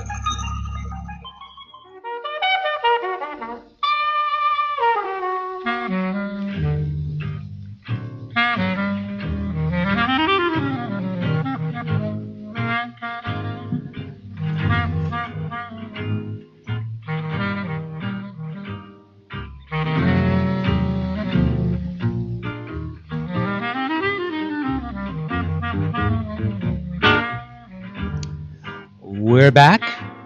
Thank you for tuning in to this edition of Here's to Your Health on the LA Talk Live broadcast network. I'm your host, Joshua Lane. Today, my guests, Paula Tu, the fashion designer, Patrick Simpson, the fashion photographer, who worked together and who were very close to Anna Nicole Smith, and have this lovely book about Anna Nicole, which they published. And welcome Patrick and Paul to Here's to Your Health. Yay! Yay! Thank you for having us. No, happy to hey, have you. everybody who's listening. Do we have more than one listener? We have 300,000 listeners from my show. Oh, wow! 300,000! And 4 million listeners on the station over the course of the month. And this is very modern. So this is the Screen Actors Guild in August 2012 designated this station, LA Talk Live, the first in a new category of media, internet radio television, which they call transmedia. Yay! I like that. Very cool. This is very modern. So, Paul, you are a fashion designer. I'm a couture clothing designer, celebrity designer in Beverly Hills. I have a store at Rodeo in Dayton for 20 years now. He's a fashion designer to the stars. Everybody come over. I can't wait to see you. No, we'll certainly do that. And when you were a young boy, you just decided that you disliked color and fashion? You just like fashion? No, when I was 12, I saw an episode of The Love Boat.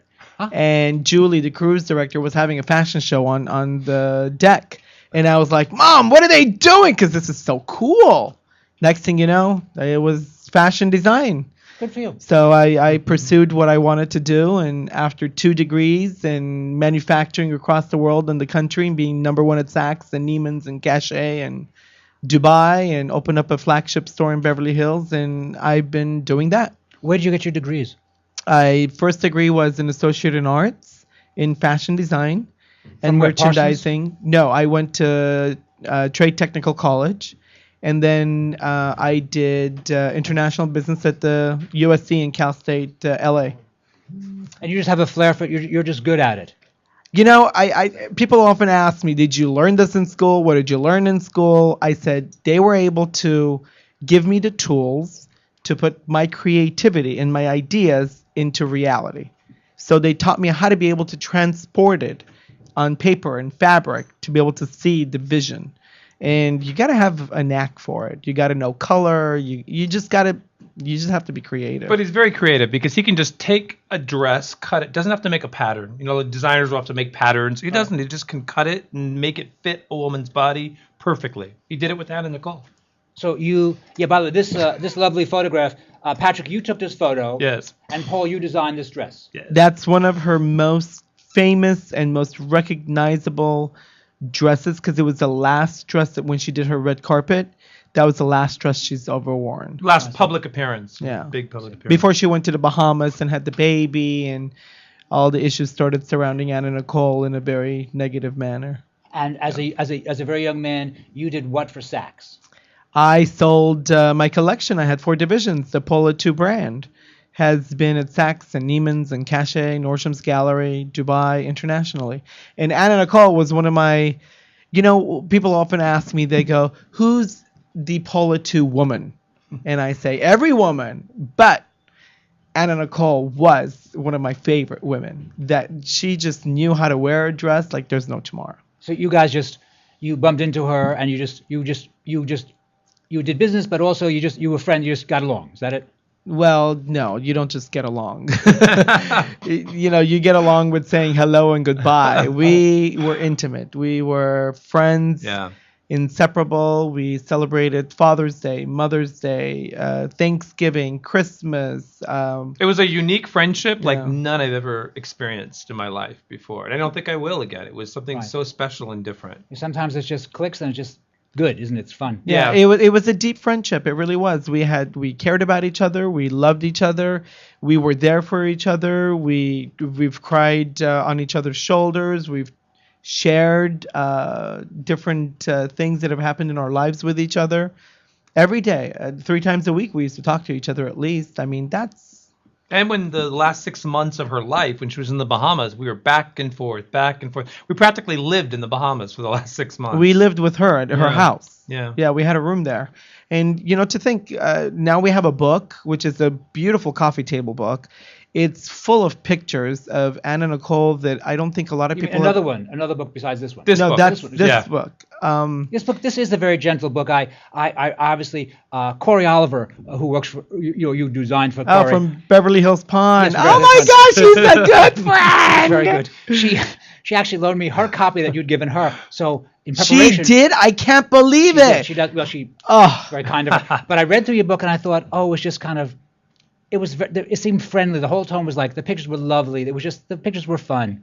We wanted it to be when Anna died. There were so many people that didn't even know Anna Nicole that came out with all these trash books and all the negativity, and we were her best friends. And so we wanted to put a book together to show Anna the intimate side of her that nobody else saw except for us. And that's how the book came about. Besides the intimate side, I think the misconception about Anna Nicole Smith and the way people used to see her, because they used to see her in different scenarios on TV, was not the real Anna that we had come to love and adore and know.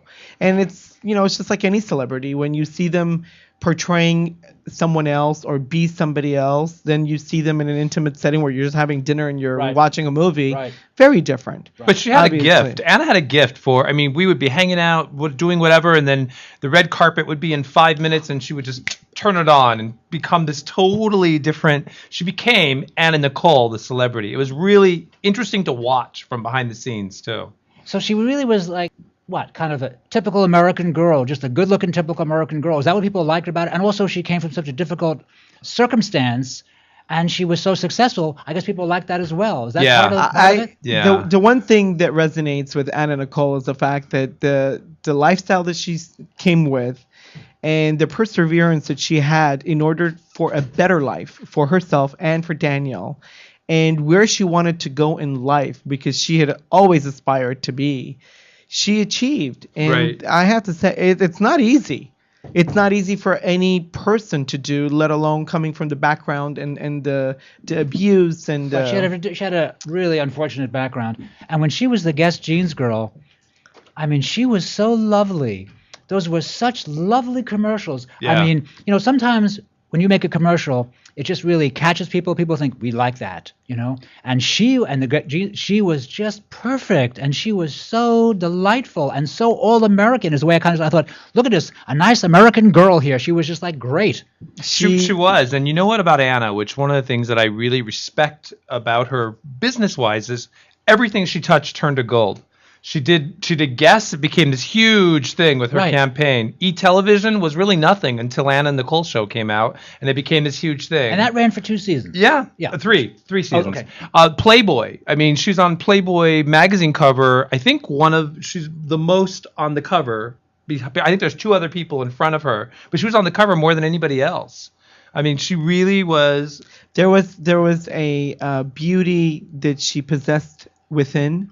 Right. That I think a lot of people got to witness when they got to meet her or see her, because it did transcend. I mean, a lot of people say that the beauty comes from within, Right. and Anna Nicole possessed every single beauty particle there was, inside and outside. And it resonated. I mean, just to be around her was really, it was an amazing experience. I mean, to think, really see, nice. like our book, let's say it's what, $24 or whatever, and the pictures in there are priceless. Right. They're pictures that have never been before seen. They're pictures of our friendship, of the times that she spent with all the charity works that she did. There are pictures in there with her son Daniel. There are pictures in there with her daughter Danny Lynn that we named in the Bahamas when she was born. And then ultimately at the end you have the funeral. It's interesting to me too, because in our book, one of the pictures we have, like when she did the People magazine cover, they had her on the front cover with her veil, and they had Paul cropped out. But if you look in our book, you'll see that Paul's holding the veil. So, and then when she died, they kept pulling up all this footage, and they were circling Paul behind her. It's like we were always there, but in the background. When she died, we decided to put this together just to really show people never before seen photos, some intimate, fun stories, and really give them a look into her life that not many people knew about. So you are a fashion photographer, and also you own a modeling agency, Patrick? Yeah, I'm a fashion and commercial photographer. I shoot for a magazine every month called Zodi Habit. I shoot all the covers for them. I just shot Stevie B last month for the new issue. And, we just, because I'm a photographer too, and an agent, I always have my camera with me. So the whole, everywhere we go, we always had the camera out. We're pulling, taking pictures. And if Anna had never passed away, half these pictures would never have been seen. Right. And the only reason why, the book came about in a very kind of a weird way. We were struggling with ourselves, trying to figure out how do we overcome the loss of our friend. We're grieving. I mean, things have changed. Her pictures are everywhere. We have presents from her. She's got presents from, Right. I mean, it was such an involved friendship. We started writing little stories and putting our ideas and thoughts onto paper, because therapists said that's a good way to be able to, kind of release the pain a little bit or deal with the grieving itself.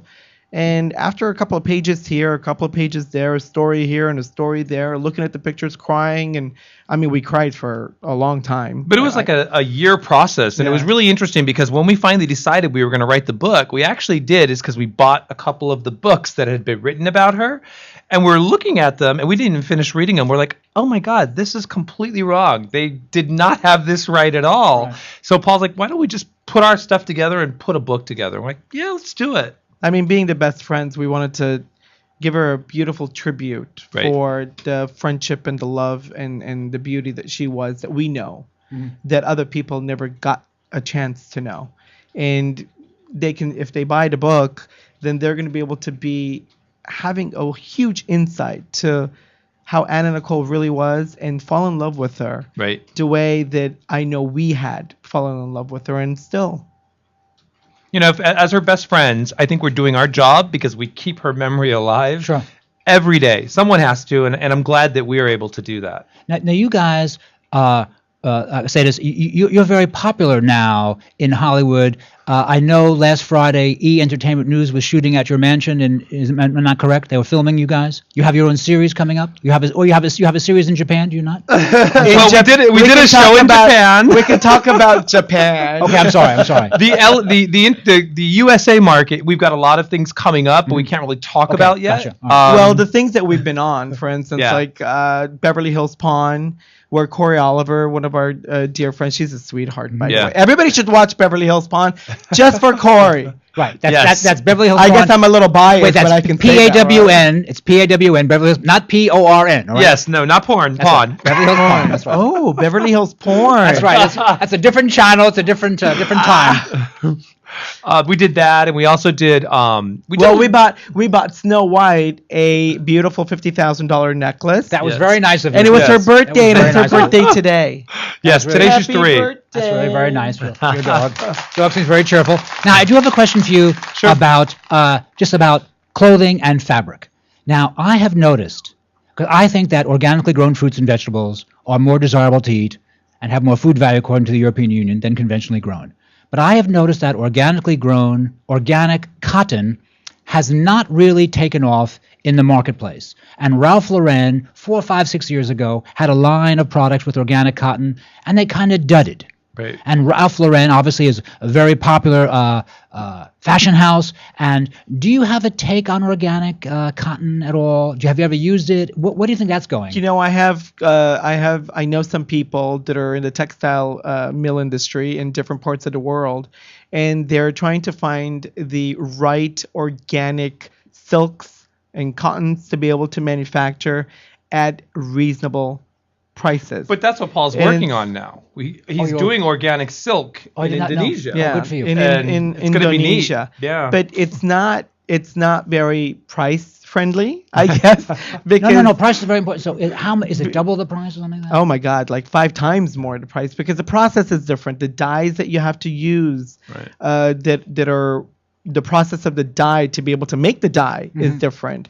The process to dye the fabric is different, and it's a lot more time consuming and a lot more involved, and therefore the price goes up, even if you're going to be doing it in Indonesia. So, but what I have to say is I felt regular silk, and I felt this organic silk that he has in his boutique. It's just like oh my God, it's like butter on your hand. I've never felt a fabric like that before. So do you think it's possible that that'll gain some market share, that there'll be a real place for organic fabrics? I think if people find new technological ways to be able to produce the organics, then yes, absolutely. And I'm sure there's going to be a time when I'll be able to witness it, where it's going to be, price conscious, where H&M and everybody else can pick one up, and the kids of the new generation can start with those fibers and fabrics, and with their collections. But right now it's very expensive. Because I do know that cotton, unfortunately, is a heavy pesticide intensive crop, and it really poisons the land. Yeah. So that's one of the reasons there's obviously a move towards organic cotton. I was just wondering what your feeling was. Does it also cut differently? Is it, besides feeling lovelier on the skin, which seems to be very important, does it sit? Is it different? Does it last longer? Is there any additional benefit? it feels better. It's breathable. It's more sustainable. It lasts longer. It's got great qualities, but I don't know how that's going to translate when you start doing the different markets, because there's the bridge market, there's a moderate market, there's a budget market, and I don't know how that's going to translate. Where they're going to be cutting corners to be able to produce enough to be able to manufacture, because you have to realize when you're doing a collection and you have 20 pieces in your collection, you have to mass produce 1,000 units of each in each color. Right. That adds up to a big volume. It's interesting that you brought that up, though, because that's one of the things Paul is working on right now. And one of like the other we things, recycle. Yeah, For years we've been recycling. He's been doing recycled fabrics at his boutique and some of the new gowns, and it's really amazing stuff that he's So in doing. other words, you'll buy, I'll use the word balsa cloth, if that's the correct term, and then you'll make dresses out of it, or jackets, or blazers. Is that what you do? Because you like the look and you like the fabric? That we do, yes. But we also, what we do is, let's say there are things that are going to be thrown away. Right. The usefulness of that item has already been worn out. The dress is torn. It doesn't have a hand on it anymore. It's already been dry cleaned several times. You take parts of it that you can salvage and reintroduce it into something else, where it's not a quilt, it's not a patchwork, but you're taking something from the old and repurposing it for something that you're going to be reselling as new. And you're able to recycle and use all the products that were there before, instead of throwing it away or giving it away because nobody else is going to be able to use it, find a new purpose for it. Like all the bow ties that I make for Patrick. This is out of the bottom of an old pair of jeans, and when you hem, By the way, it's a nice looking bow tie. Thank you. You know how you hem it's a your stylish jeans? bow tie. I think people would buy that actually if you had that. Well, when you're hemming all your jeans and stuff, there's just enough fabric, and you can't really produce a whole jacket or a whole pair of pants with it. But you can use different parts of it for accessories. Like we use it for purses, we use it for like faux pockets on jackets, give it a different look. And the only downside for a business person to use recycled material is what? It's very labor intensive, so your costs are higher. No, they just call me and they come over to the store and I make it happen. No big deal. No, I would say yes, definitely that could be a downside. It definitely could be a downside, but I think that Paul puts so much labor of love into what he does. I think that that helps. Everybody can afford me. Trust me. That is true. true. So just a couple of months ago, you did a Corey Oliver's gown for Ward's show, and I believe that made national news. The Critics' Choice Awards. Yeah, it made national news. And Corey actually showed me a picture of that herself in the dress, and I thought, oh my goodness, this is very lovely. So what kind of dress is that? I mean, the dress you did for Corey Oliver, I mean, like, is there a name for that style of dress? The name of the style of the dress is Fabulous. Fabulous. That's true, yeah. But it was the beauty of that dress was the simplicity, the lines, and the content of fabric. There was about 18 yards of silk Duchess, which is what you use usually for bridal gowns that are really, really big and ornate, and like the Rolls Royce of fabric is the Duchess, because it has a beautiful hand to it.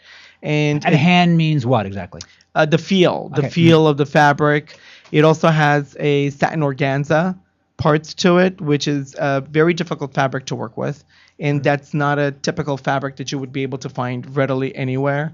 When you get to the $5,000, $8,000 range, that's when you can start, seeing some of the satin organzas, because they're at that range. I gotcha. So, but what he does with fabrics, like in our book, there's a blue dress that Anna wore for the VH1 Awards, and he made it out of bathing suit material. He made it out of Italian lycra. Like I don't think I've seen a dress made out of a bathing suit material, and it just fit her like a glove.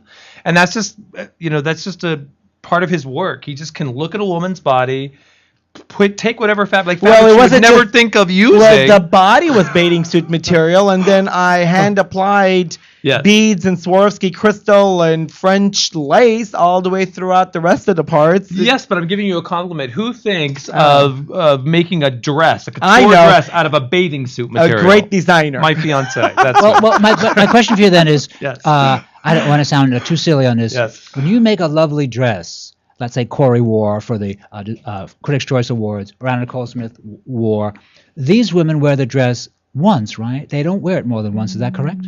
No, my clients wear it multiple times, of course. Why wouldn't they want to wear it multiple times? It's beautiful. It's art. It's walking art on their body. Her ears are Who's burning. beeping there? It's Someone's Corey. beeping. She's Oh, calling Corey's us. calling. Her ears are burning. That's very nice, Corey.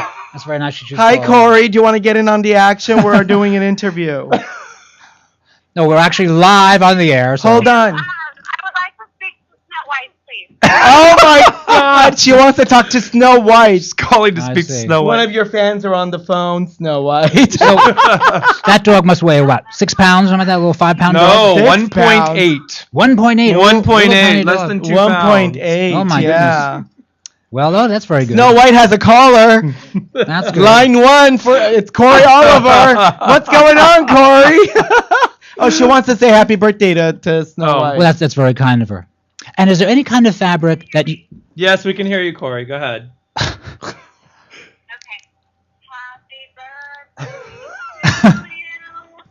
Happy birthday to you. Happy birthday, dear Snow White. Happy birthday to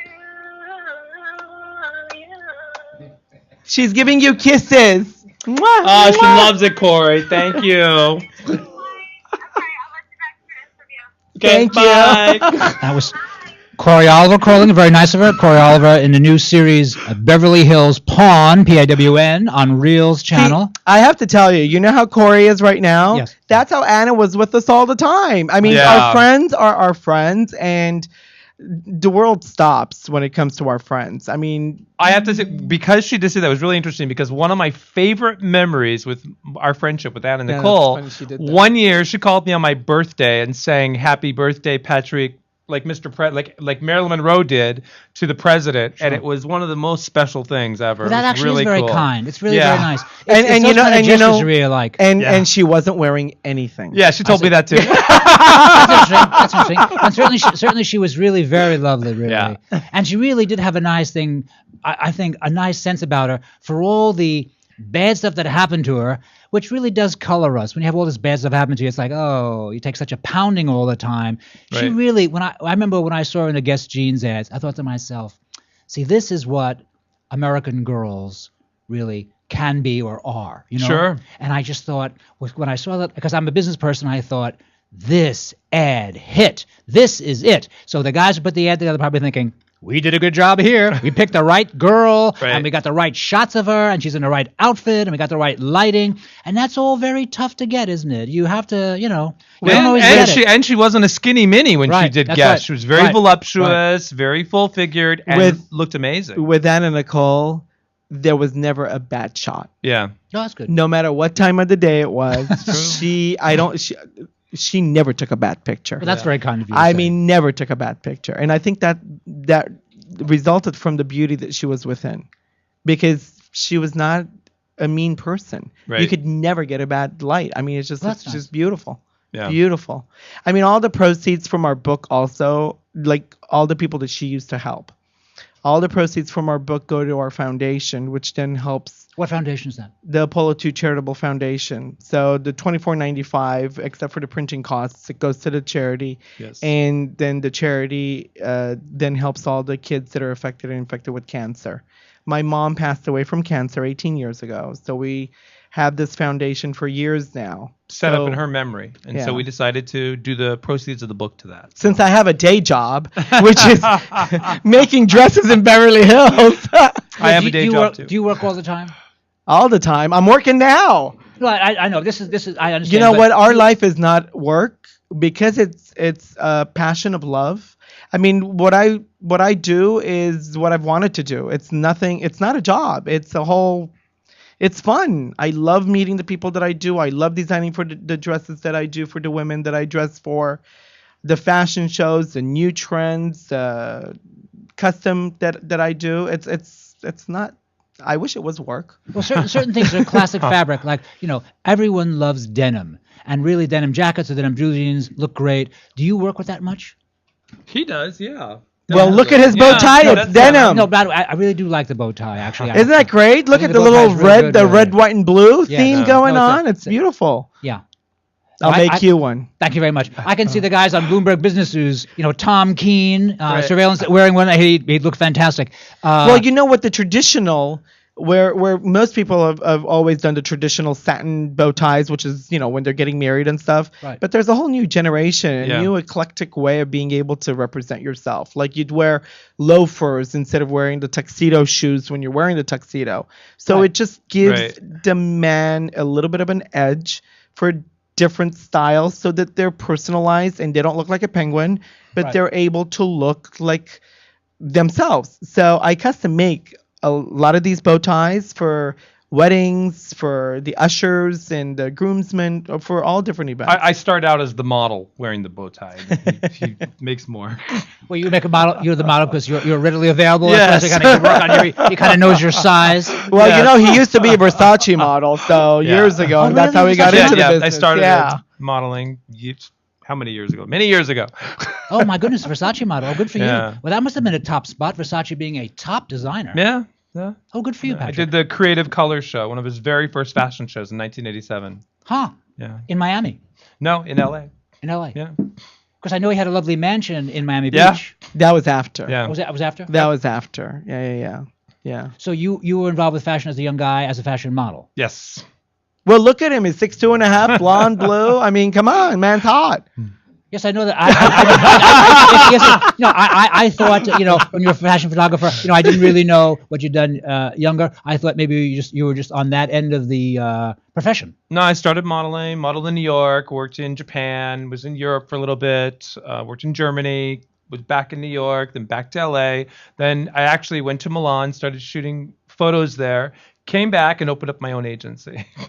And now you are a photographer and you're also an agent. You book actors. Yes, I do. Yeah, we booked L'Oreal last week. That was a big thing for us. 2 of our girls from our agency booked a L'Oreal commercial. Well, good for you. I guess it's like Ron Howard. He started on Happy Days, being in front of the camera, being one of the kids, grew up, and then goes, I can direct. Right. And so he's behind the camera now. You evolve. There's so many different. Right.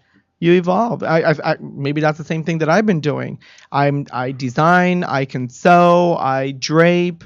I take care of the clients. But it's interesting because it's come back full circle, because years ago I was in front of the camera, then I was behind the camera for so many years, and now the last couple of years we're in front of the camera again with all these different shows that we're doing, which is kind of interesting. Like So- we've been on Bravo, we've been on E, we've been on Country. I did a CMT. pilot last year that aired on TLC. TLC called Raising Fame, and I was the snappy agent with the bow tie in that. That was pretty interesting. We did a show in Japan on Nippon TV called Woman on the Planet. Oh, that's a great show. It's doing very well for you. Is that right? Is that Yeah, right? great show. Yeah. Great show. It's about taking regular people Mhm. and making their dreams come true. Yes. So they would come all the way to LA or wherever it was that their dream needed to happen. So happened that the girl did Riho. Came from the girl- Japan yeah. to America, and then I was her agent, and then we booked her first movie role. Yeah, so you got Yeah. her. You got her a spot in a movie. Yeah. Can you mention the movie? Yeah, Ricky 2. The first Ricky is been out domestically, and now it's going to go into foreign distribution. And then he's working on the next sequel. It's actually a cute little comedy. It's Yeah. a take on Rocky. Yeah. Because Ricky was trying to be Rocky. Right. So it's like kind of go hand in Cute hand. movie, really cute movie. It's on what, Netflix? Yeah, And- Netflix. It's everywhere now. Yeah. Yep. It's really cool. It's a cute little movie. Yeah. And he falls in love with his trainer. Right. And then the sequel is happening, and Riho got the lead, one of the leads in the sequel that they're working on. So that's going to be pretty cool. So they're documenting all of this in Japan. And I have to say, Snow White is the most famous out of all of us in Japan. I know, right? Her name is Shirayuki. Shirayuki in Japan. Everybody loves Shirayuki. I don't know how to say happy birthday, but hello, Japan. Where's the 4 million people? Are we in Japan? I do notice that there are many. I notice that I'm speaking broadly here, but the Japanese seem to love fashion. I can remember in the 1970s, maybe the mid-late 70s, all these Japanese young women started showing up in New York City. Right. And people used to say about them that they used to wear high shoes. So see these little tiny 5-foot-tall Japanese women walking around in car batteries. Do you remember that famous line? Oh, yeah. Oh, my God, how funny. And I thought that was just, and I thought, yes, exactly, because you have these slim, really well-dressed, good-looking young women with these high shoes, and it really looked like they're walking around on car batteries. And there were so many of them all of a sudden. Right. You know, at first there were no Japanese women, and then all of a sudden there were lots of Japanese women. And I think, oh, this is interesting. But it's the opposite too, because that's what's actually started my career as an agent. 25 years ago, I went to a convention called IMTA, International Model Talent Association, and I met with Japanese agents and scouts that were there and started placing a lot of my models in Tokyo and in Osaka. And then from there, just launched my agency. So we still do that to this day, place international models. And it's a huge market. They take all these, these girls from America, bring them to Japan for 2 or 3 months, and they make a lot of money. They get beautiful tear sheets. They work for all the top designers there. What are tear sheets? Tear sheets, if you open up a magazine, tear out a picture of your face in an ad, that's your tear sheet. I got you. He was, one of the last things that Patrick was working on with Anna was he was putting her in a movie. What was her name? Pussy Willow? The New Adventures of Pussy Willow. Pussy Willow. So, I mean, he does up and coming as well as established actors and actresses that are going to take their career either in a different direction or don't have access or emerge themselves into the But that's my brain industry. always thinking, because when the producer came to me and showed me this script, I'm like, well, okay, it's an interesting script. And then I'm like, what about Anna Nicole for the role? And she's like, Anna Nicole? Yeah, she would be good. And then I talked to Anna, I brought the script, and I said, Anna, got a movie for you. And she signed on to it. It was actually the last movie she had signed on to before she died. Oh, well. So that never got made then? Never got made. No. Star was out, so. Yep. No. You can't really no. find someone to replace her for that Right. role, because she was Pussy Willow when you think about it. Wow. Yeah. So you guys are international business guys then? Yes. Oh, is that what it is? I don't know. Did Paul, when you were a young kid, did you ever think, I'll be an international business person? Well, I did go to school for international business, but now that you say it, yeah, it does sound interesting. You know what? We're not international business guys. You know what we are? We're international people. I love all kinds of people.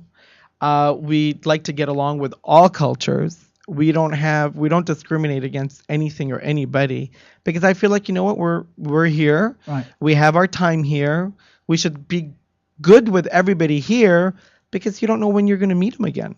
Right. Right. I mean, there's so many people, like, a lot of people, you go to the restaurants and you see waiters and waitresses, and you don't know if they have $20 million in their bank account. You don't know if they have no money and they just barely took the bus to be able to get here. Right. Just be kind. Right. Be nice to people. And who knows, maybe that kindness ends up translating to something beautiful for them, and it may include you in it someday. And you never know who you're going to meet, because we started just going to like red carpet events and doing things, and then they started tagging us the Pee-Pee Boys, Patrick and Paul of Beverly Hills. So then now everywhere we go, it's like, oh, here are the Pee-Pee Boys wherever we go. And some of these people that were just in the beginning starting, interviewing us on the red carpet and stuff like that, one of them is now doing a television show. So it's really cool how everything just kind of evolves and people are constantly moving forward in their career. And people love beautiful fashion. So when you were a young guy, was there anyone that you really thought, I really like his or her fashions, Oh, of and I'm course going to there take some was. of their ideas? And I never took their idea. Oh, is that the wrong thing to say? Well, it was inspiration or something. Inspiration was Yves Who Saint was it? Yves Saint Laurent and Christian Dior. I mean, I think they were masters. The way they would cut, the way they would drape, the way they would shape the woman's figure, and it's magic. And I still live by those. I think it's like the most inspiration I've ever had. It's hard to say. There's a lot of great designers, and everybody's perspective is different, and I appreciate all different ones. But when you stand alone, and I've done as many red carpets like the Academy Awards, the Emmy Awards, the Grammy Awards, I've done so many different kinds of celebrities that range. I'm part of American history. I'm the second designer and the first Armenian, because I'm Armenian, to be inducted in American history. When First Lady Sharon Davis actually donated her inaugural gown that I had made for her to the First Lady Museum. So after a beautiful ceremony that we had in Sacramento at the Capitol. You mean the governor's wife? Yes. Yes. And now that dress travels in a traveling ladies in a traveling First Ladies Museum across which the is really country. cool. So I mean, it's just such a beautiful thing. So then, being part of American history at the same time, and then being Anna Nicole's friends and going across the country on a Trimp Spa bus, What's a Trim Spa bus? when she was It's in our book. spokesmodel. When she was a spokesmodel for Trim Spa, they got her a bus and Oh, they yes, plastered yes. her face Oh, yes, all yes. around it. Everywhere we stopped, they're like, "Is Anna in there? Is Anna in there?" We're like, "No." I thought they were gonna take over the bus just to look for Anna because her face was plastered on the side. yes. It's pretty funny. Yes, actually, I remember because I'm in wellness. I remember when that came out. I thought, oh my God, it was big there for a while, wasn't it? Let me tell you, there was a point that there was a trail of people following the bus. Yes. We'd be going down the road and all these people were honking. I was like, Yeah. oh my God. So life is just fun. Yes. You need to know to just be able to relax, enjoy, but follow your passion because Yes. that's the only way you're ever going to be a success in anything you do. Well, Patrick and Paul, thank you very much for being guests today on Here's to Health. I appreciate it very much. Thank you for your time. Can we say where to get the book? Yes, please. PortraitofAnicon.com. If they get the book off that, we'll sign it and send it to them, or Amazon or iTunes. And where is your design house? Oh, Beverly Hills, 9414 Dayton Way at Rodeo Drive. Great. Come on over. I'm not expensive. I you just very make much. you look like you are. That sounds very good. That's That a good sounds thing. very good. You've been listening. Thank you, John. Thank you. Bye, everybody. You've been listening to Here's to Your Health on the LA Talk Live broadcast network. I'm your host, Josh Lane. We're going to take a short break, and we'll be right back after these important messages.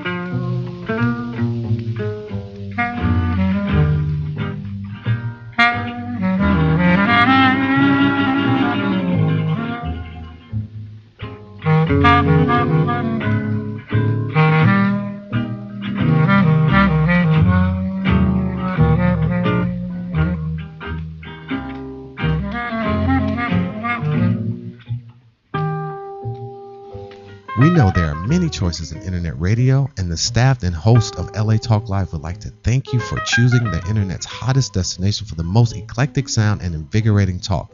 This is LA Talk Live. We are more than just talk. Hi, this is Deborah Darris. And Jules Hurst, Inviting you to join us every Monday at 1 p.m. Pacific as we share practical tools to create a life you love from the inside out.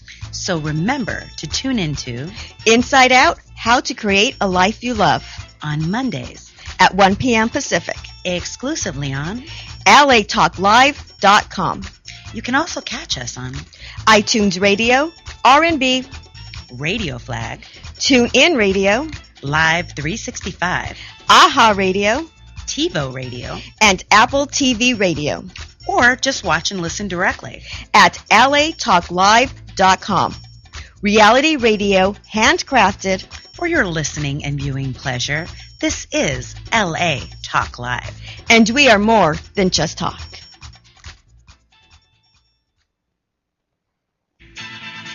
Hey everybody, it's your man Sabir Bay back on your airwaves, inviting you to join us every Tuesday, 3 p.m. Pacific Standard Time on the Sabir Bay Show, discussing history, law, and hip-hop. Every Tuesday, 3 p.m. Pacific Standard Time, the Sabir Bay Show, exclusively on latalklive.com. You also can catch us on iTunes Radio and R&B, Live 365, Radio Flag, and now Stitcher Radio. Or watch us and listen directly at latalklive.com. Reality radio, handcrafted for your listening pleasure. This is LA Talk Live, and we are more than just talk. Hi, this is Dr. Levi, your fitness doctor, making a personal house call, inviting you to join me Wednesday at 10 a.m. Pacific for my all-new show, The Dr. Levi Show. Join us as we discuss fitness, health, and well-being, including emotional and spiritual health. So don't forget to tune in to the Dr. Levi Show every Wednesday at 10 a.m. Pacific, exclusively on latalklive.com and the Talk Live Broadcast Network. You can also catch us on iTunes, Radio R&B, or watch us on Ustream.tv, or catch us on the Live 365 network, and now on Radio Flag and Stitcher Radio. Reality radio handcrafted for your listening pleasure. This is LA Talk Live, and we are more than just talk. Hi. Hi, this is Starlet Quarles, and I'm inviting you to join us every Wednesday from 5 to 6 p.m. for a new show right here on LA Talk Live, The Dialogue, Real Talk, Real People. Join us as we discuss the topics that are relevant to today's generational leaders. So don't forget to tune in to The Dialogue, Real Talk, Real People, every Wednesday from 5 to 6 p.m. right here on latalklive.com. You can also catch us on iTunes Radio R&B, Live 365, Radio Flag, and now Stitcher Radio. Or watch and listen directly at latalklive.com. Reality radio handcrafted for your listening pleasure. This is LA Talk Live, and we are more than just talk. Hey, this is James Kenny, inviting you to join me every Thursday at noon for the Business of Business. Join us as we discuss success and how to reach it. Listen, don't forget to join me every Thursday at noon Pacific Standard Time for the Business of Business, exclusively here on LA Talk Live. Hey, and don't forget, you can also catch me on iTunes Radio R&B, Radio Flag, TuneIn Radio, Live 365, AHA Radio, TiVo Radio, and Apple TV Radio. Or just watch and listen directly at latalklive.com, where we are more than just talk. Murked it.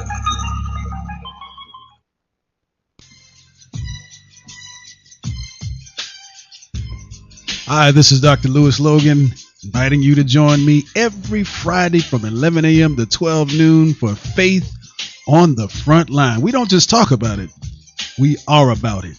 That's our motto. Don't just talk about it, be about it. We highlight the issues and challenges that we face today and how faith communities and leaders make a difference. So don't forget to tune in to Faith on the Front Line, exclusively here on LA Talk Live. You can also catch us on iTunes Radio and R&B, and watch us on Ustream TV. Reality radio handcrafted for your listening pleasure.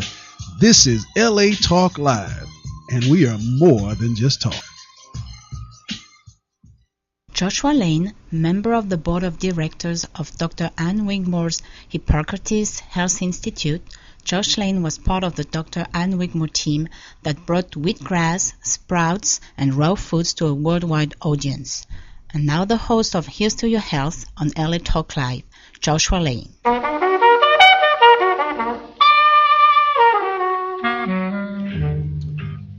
We're back. Thank you for tuning in to this edition of Here's to Your Health on the LA Talk Live broadcast network. I'm your host, Joshua Lane. My next guest is the publisher of LA Yoga, Felicia Tomasco, who has a new publication also on lifestyle called Find Bliss. Felicia, welcome to Here's to Your Health.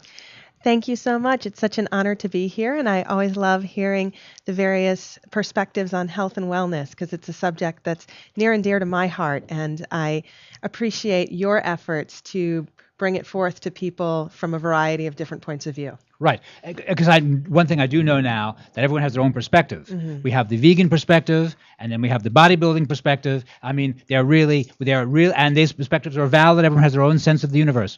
And you've been a guest on my show, Here's to Your Health, before, and I mentioned last time you were on that when I read LA Yoga, which I see around town everywhere, mm-hmm. I'm always surprised how much I enjoy the publication, how well written the articles are, how nicely photographed it is.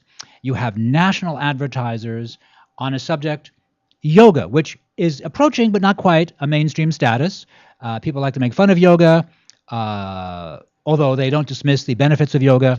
And your publication is just superb. Thank you so much for saying that. And it's something that my whole team puts a lot of work and effort into making that happen in terms of writing articles that are interesting, doing original photo shoots, and putting out information that hopefully is inspirational, that gives us something to aspire to, and also has That's right. real suggestions on how to make a difference and include wellness in your everyday life. Yeah, part of the LA Yoga is there is aspiration. People look at it, men and women think, okay, I could learn that posture. Mm-hmm. And I could also look as lovely as the woman in the article. I mean, which is part of it. People think, oh yeah, I could have that trim, healthy body, male or female. And also, I like the way that outfit looks. And some people might say, oh, yoga, it shouldn't be about a beautiful outfit. And I'm thinking, no, yoga can certainly be about a beautiful outfit. It comes as many things, but it certainly is wellness. And if someone likes to wear a beautiful outfit, I don't think that in any way diminishes yoga. I don't think so. Some people have criticized it and say, oh, it was a spiritual discipline, it's from Hinduism, and it's different, and you Americans have bastardized it. And I think, no, I don't think that's a fair statement.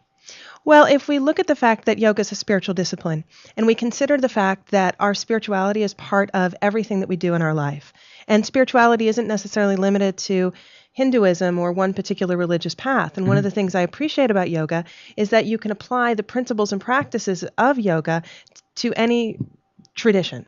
And then also, if you look at the fact that yoga and spirituality is part of our everyday life, then it includes how do we feel when we get up in the morning and leave the house? And do we wear clothes that help us to feel that sense of vitality? And even your previous guests looking at fashion, that fashion is something that suggest how do we show our radiance? How do we show our beauty? Yes. How do we show our love of beauty? That yoga is also embracing that love of beauty. And even in terms of aspiration, the people that we highlight in the magazine are people who live in the community of Southern California and are practitioners. It's not just people from one, body type or type of practice or type of spiritual tradition or type of economic strata. It really looks at, we highlight people of different ages, of different backgrounds, who utilize their practice in their life in all kinds of ways. Yes. Nicely said. I completely agree with you. And I think people do yoga, and yoga has become the joke I like to make about Los Angeles is there's a yoga school on every corner. And that's, of course, not true. But there are many yoga schools. And the reason there are so many yoga schools is because people go to yoga class and they do the exercises and they do the breathing exercises, they find they feel better. So people do yoga because they get benefit. Had it been simply fashionable, it might have been around for a year or 2 or 5 and faded. But it's just getting bigger and bigger. Well, I think it is getting bigger and bigger because there's a sense of instant gratification. We all love instant gratification. We all love to feel better. And you go into a yoga class, and yes, sometimes it can be challenging, but you do feel a sense of something opening up or something releasing or greater flexibility or feeling more calm or feeling more balanced or feeling more sweaty. And for some people, that's a great result. It's a great result. And I think one of the reasons why there is a yoga studio on every corner or why there are so many different types of yoga or varieties of yoga is because we all are looking for something different. There's lots of different doorways in, whether it is some people who want a more meditative practice, or some people who sit at their desk all day long and really need to do something that helps them to get actually in their body and to feel a greater sense of movement or to work out the stress and tension that can come from long hours sitting at a computer or commuting across town or having to deal with kids and the laundry and the broken dishwasher and the deadlines and somebody who cut you off on the 405 and all of these things. These things do happen. These things do happen every day. So every day we need something to help us release and relieve that stress. And yoga offers that in lots of different modalities that we can feel pretty instantaneous relief. And now you are a registered nurse, correct? I am. Yeah, where'd you go to school? I went to school at Santa Barbara City College. That's where I got my associate's degree in nursing, and then I sat for the state boards, and I have an RN. And so having that educational background in wellness, so you're very comfortable promoting the idea that yoga exercises are good for us. Yes, I am very comfortable with it. And there's a growing body of modern medical research that confirms what is taught to us in the tradition and philosophy of yoga, which is that the yoga postures, the yoga breathing, the meditation are all things that help promote health, wellness, vitality, well-being, and are even useful in dealing with a variety of different kinds of diseases. Right. What kind of diseases? Well, there's pretty good research that shows that yoga and doing the practices of yoga, including, not just the physical postures, but breathing and meditation, is helpful for lowering blood pressure. It's Heart Month right now. It's American Heart Month. So in terms of lowering blood pressure and in terms of even reversing some of the effects of cardiovascular disease, there's very good research that demonstrates that yoga can be helpful for that. In terms of lowering cortisol and improving our stress response, yoga has been very rigorously shown to be beneficial for that. Yoga's been beneficial for back pain. Yoga has been beneficial for helping people deal with the stress of, say, going through cancer treatment. So as a complementary therapy for helping people feel a greater sense of vitality, for people who sleep better. It's been shown to help with sound sleep. It's also meditation is something that's been shown to help people perform better on tests and exams, to help students study better. So there's a pretty wide range of benefits that people experience from the practice, the physical practice, the breathing practice, the meditation. Right.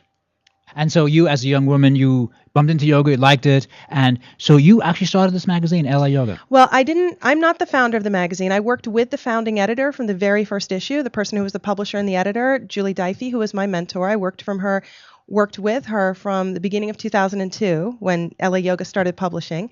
And I'm currently, one of the co-owners of the publishing company that produces the magazine, and I'm the editor-in-chief. And so I have a business partner who's the publisher, and we've been continuing this effort to share with people content that's aspirational, that is inspirational, and that provides real-world suggestions for making your life better. Yes, and I think yoga really does. And I think aspiration is a good thing, too. Some people like to criticize aspiration, say, oh, you're making us go out and buy jewelry and clothing and cars. And yes, okay, there's some of that in advertising. We all fall for that anyway. But to aspire to have a stronger, better back, from doing yoga, I think is a good thing, because especially if you didn't know that indeed you might do these corrective postures and they really could help your back. Right. I mean, some exercises are really not very good for us. You do them and all they do is, for example, running is a fun sport, but there's a lot of injury in running, right? So if your back hurts, running I don't think necessarily is going to help you. It might even make it worse. But a good intelligent yoga teacher and a good intelligent yoga class, you can actually make your back feel better. You can make your back feel better. And you can injure yourself in yoga just as much as you can injure yourself running or anywhere else. And that's where it's important to listen to your body and to choose a teacher and to choose a practice that feels appropriate for you and that has a benefit for what you're looking for. And I did start practicing yoga when I was pretty young. I started when I was 15, and thinking of running, I was a runner, and I used yoga as cross training, and I found it to be great cross training in terms of maintaining flexibility, maintaining focus, maintaining mental balance and well-being, which we all know is important. Oh, yes. Oh, yes. So when you realize that, yes. And so you now have a new publication. So we have LA Yoga, a new one, Find Bliss. Now, what is this about, this new issue? Well, Find Bliss, and, we're all looking for that bliss in our lives, right? And, we're all looking for how do we feel good.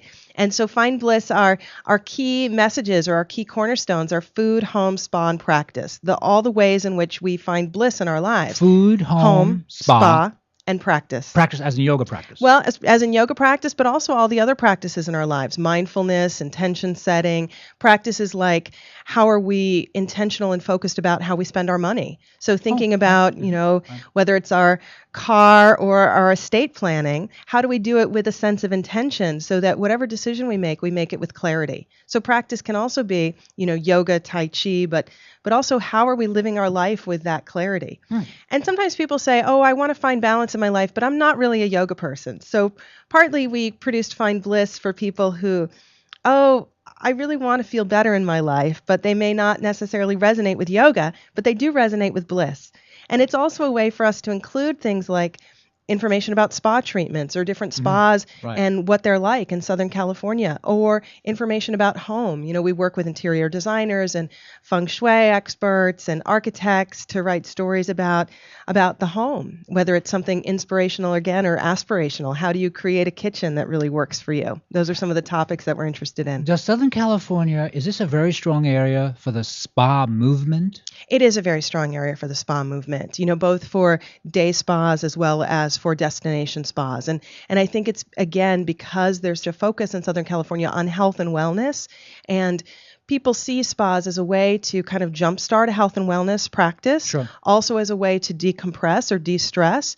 There's very good research that shows that getting a massage helps to lower cortisol levels in the body, which is one of the stress hormones, also helps to release stress and relieve stress, also helps to improve recovery after, say, sports or working out or sitting at a desk all day. All of those things really do benefit, as a result of going to the spa. And so many resorts now have spa programs because they realize a certain segment of the population wants a beautiful golf course and wants the luscious dining room, but also wants to exercise and play tennis and get a massage and get spa treatments. Is that it? They've just realized, no, there's a growing market for this? Well, there's a growing market for this. And let's say a couple or a family or a group of friends or a group of family members is going to a destination. What's something that different people in the group are going to respond to? Some people, like you said, are going to respond to the golf course, some people to the dining, and some people to that health and wellness aspect of the spa. And I think a lot of spas are also including more educational components as well. Mm-hmm. Felicia, where do you see this wellness movement going? Could you have predicted 10 years ago that it would be as influential as it is now?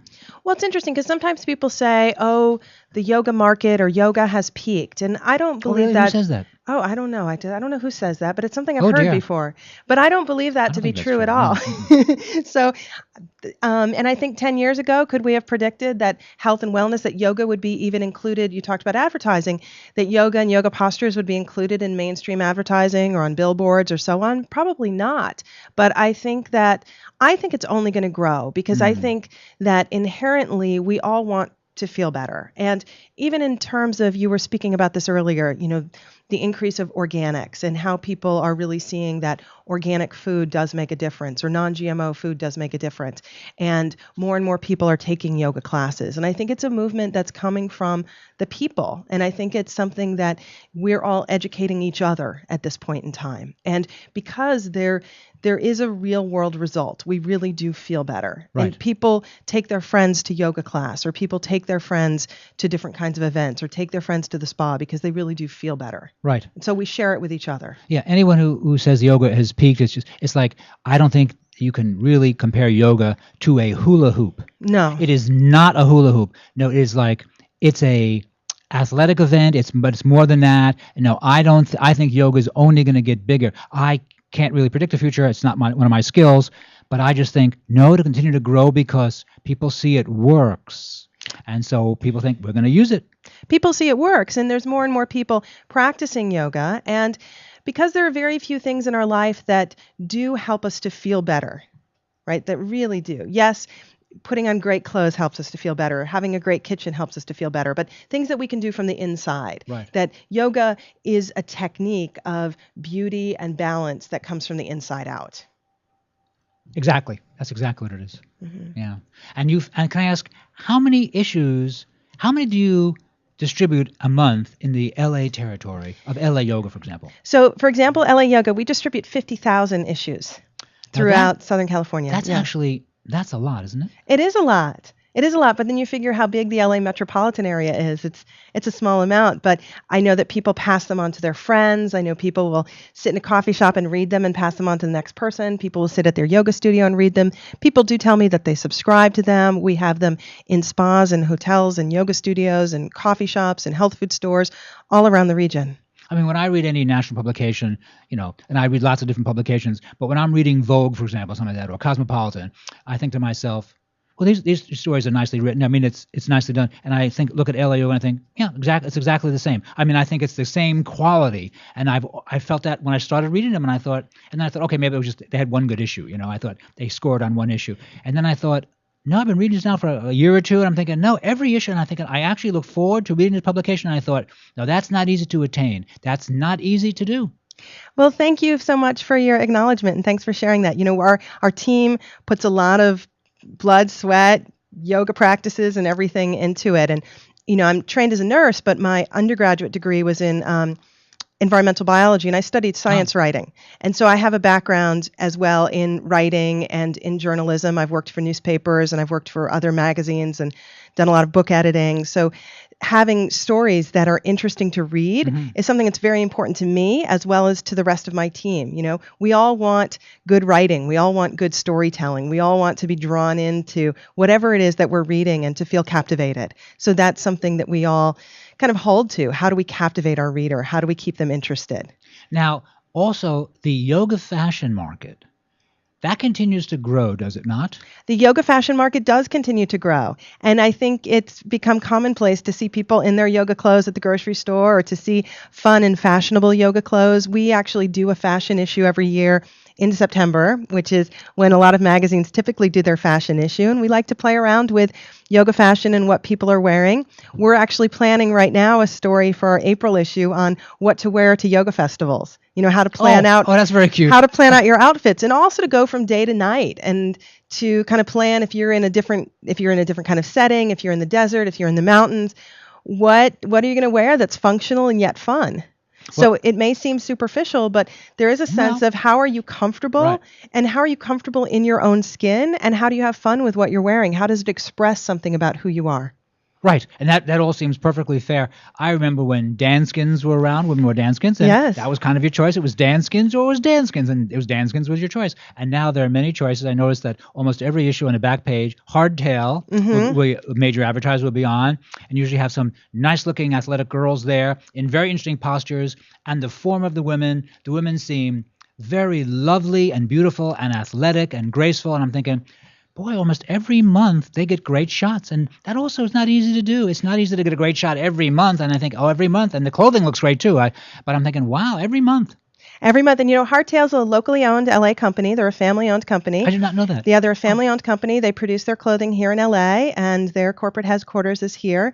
And one of the women that's often in the Hardtail ads is one of the women whose parents own the company. And a lot of pretty much all of the women that appear in the Hardtail ads are yoga teachers in Los Angeles. I've taken their classes. They're lovely people, and they're dedicated to their practice. So that's what they're demonstrating on the back cover of LA Yoga, which is a great gift and something to, again, aspire to. I love Hardtail's clothing. I think it's fun and functional and creative, and there's a number of companies, you know, there's more and more companies that I hear about that are doing yoga clothing lines. Trina Turk is now doing a yoga clothing line.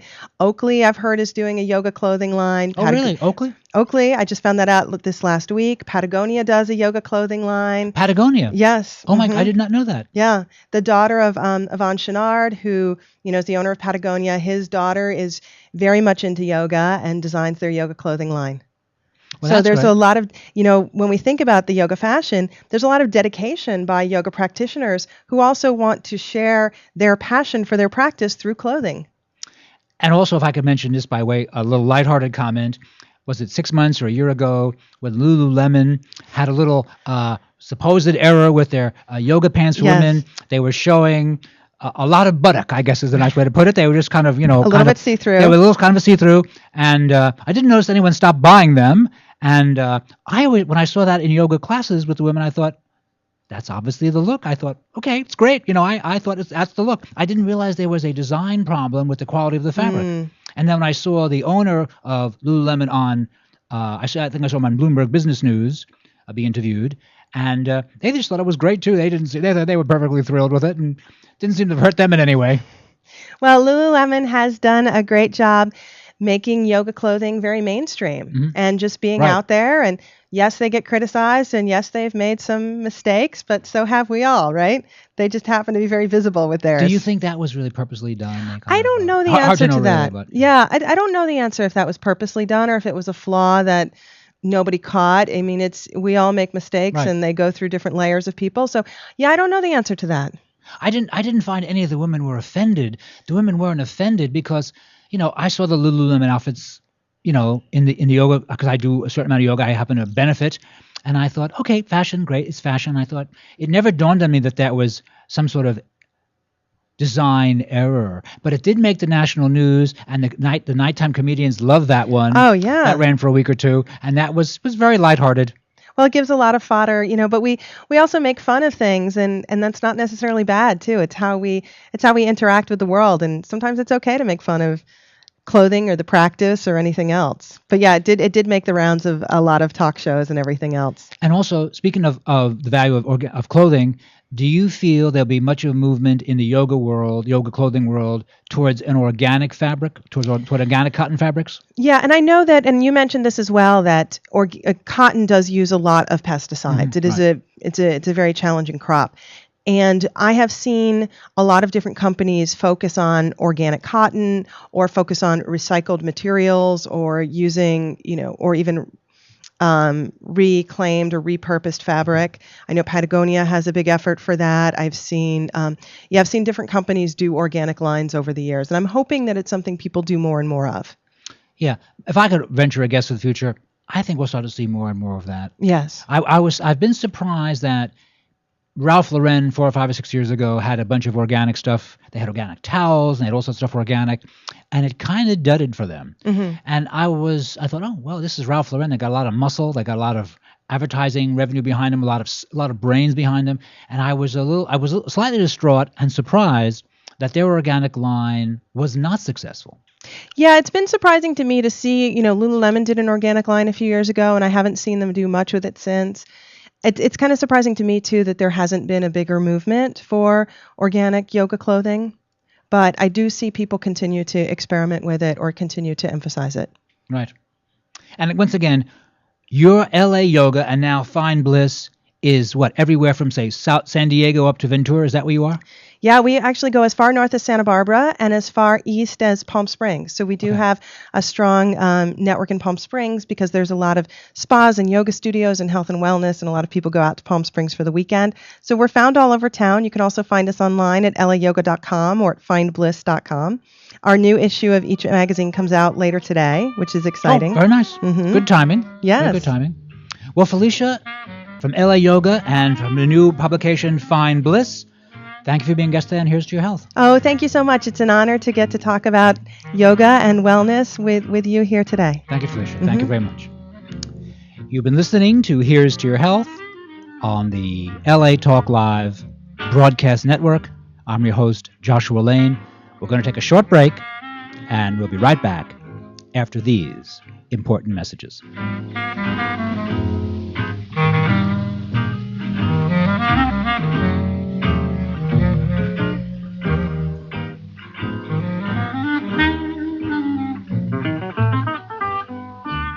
We know there are many choices in internet radio, and the staff and host of LA Talk Live would like to thank you for choosing the internet's hottest destination for the most eclectic sound and invigorating talk.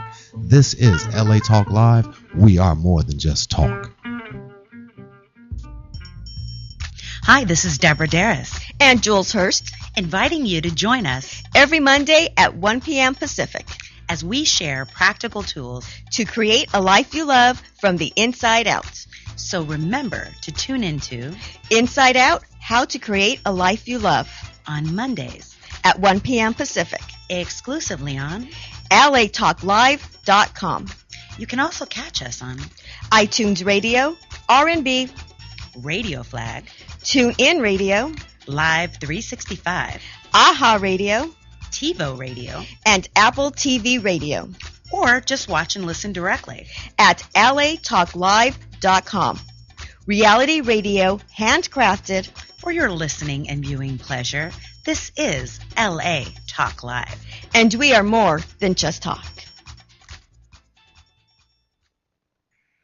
What's up? It's your girls, Forbidden Gems, inviting you to join us every Tuesday night at 8:30 p.m. sharp for the hottest, livest talk show, Forbidden Tuesdays. Join us as we expose the new generation of love and dating, all the craziest entertainment news, and the wildest on-air interviews with the hottest artists. So don't forget to tune in to Forbidden Tuesdays every Tuesday night at 8:30 p.m. exclusively on latalklive.com and the LA Talk Live Broadcast Network. You can also catch us on iTunes Radio R&B or watch and listen directly at latalklive.com. Reality radio for your listening and viewing pleasure. This is LA Talk Live, and we are more than just talk. You ready? We did it! Finally.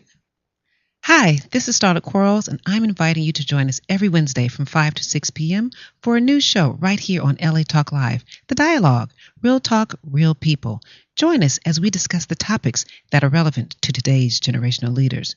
So don't forget to tune in to The Dialogue, Real Talk, Real People, every Wednesday from 5 to 6 p.m. right here on latalklive.com. You can also catch us on iTunes Radio R&B, Live 365, Radio Flag, and now Stitcher Radio. Or watch and listen directly at latalklive.com. Reality radio handcrafted for your listening pleasure. This is LA Talk Live, and we are more than just talk. Hey, this is James Kenny, inviting you to join me every Thursday at noon for the Business of Business. Join us as we discuss success and how to reach it. Listen, don't forget to join me every Thursday at noon Pacific Standard Time for the Business of Business, exclusively here on LA Talk Live. Hey, and don't forget, you can also catch me on iTunes Radio R&B, Radio Flag, TuneIn Radio, Live 365, AHA Radio, TiVo Radio, and Apple TV Radio, or just watch and listen directly at latalklive.com, where we are more than just talk. Murked it. Hi, this is Dawn Christie, inviting you to join me every Friday, 1 p.m. Pacific, for my all-new show, The Dawn Christie Show. Join me as I discuss love, spiritual readings, your purpose, why am I born, what am I here to do. So don't forget to tune in The Dawn Christie Show at 1 p.m. Pacific, exclusively on LA Talk Live. You can also catch us on iTunes Radio R&B or watch us on Ustream TV, reality radio, handcrafted for your listening pleasure. This is LA Talk Live, and we are more than just talk. Joshua Lane, member of the board of directors of Dr. Ann Wigmore's Hippocrates Health Institute, Josh Lane was part of the Dr. Ann Wigmore team that brought wheatgrass, sprouts, and raw foods to a worldwide audience. And now the host of Here's to Your Health on LA Talk Live, Joshua Lane.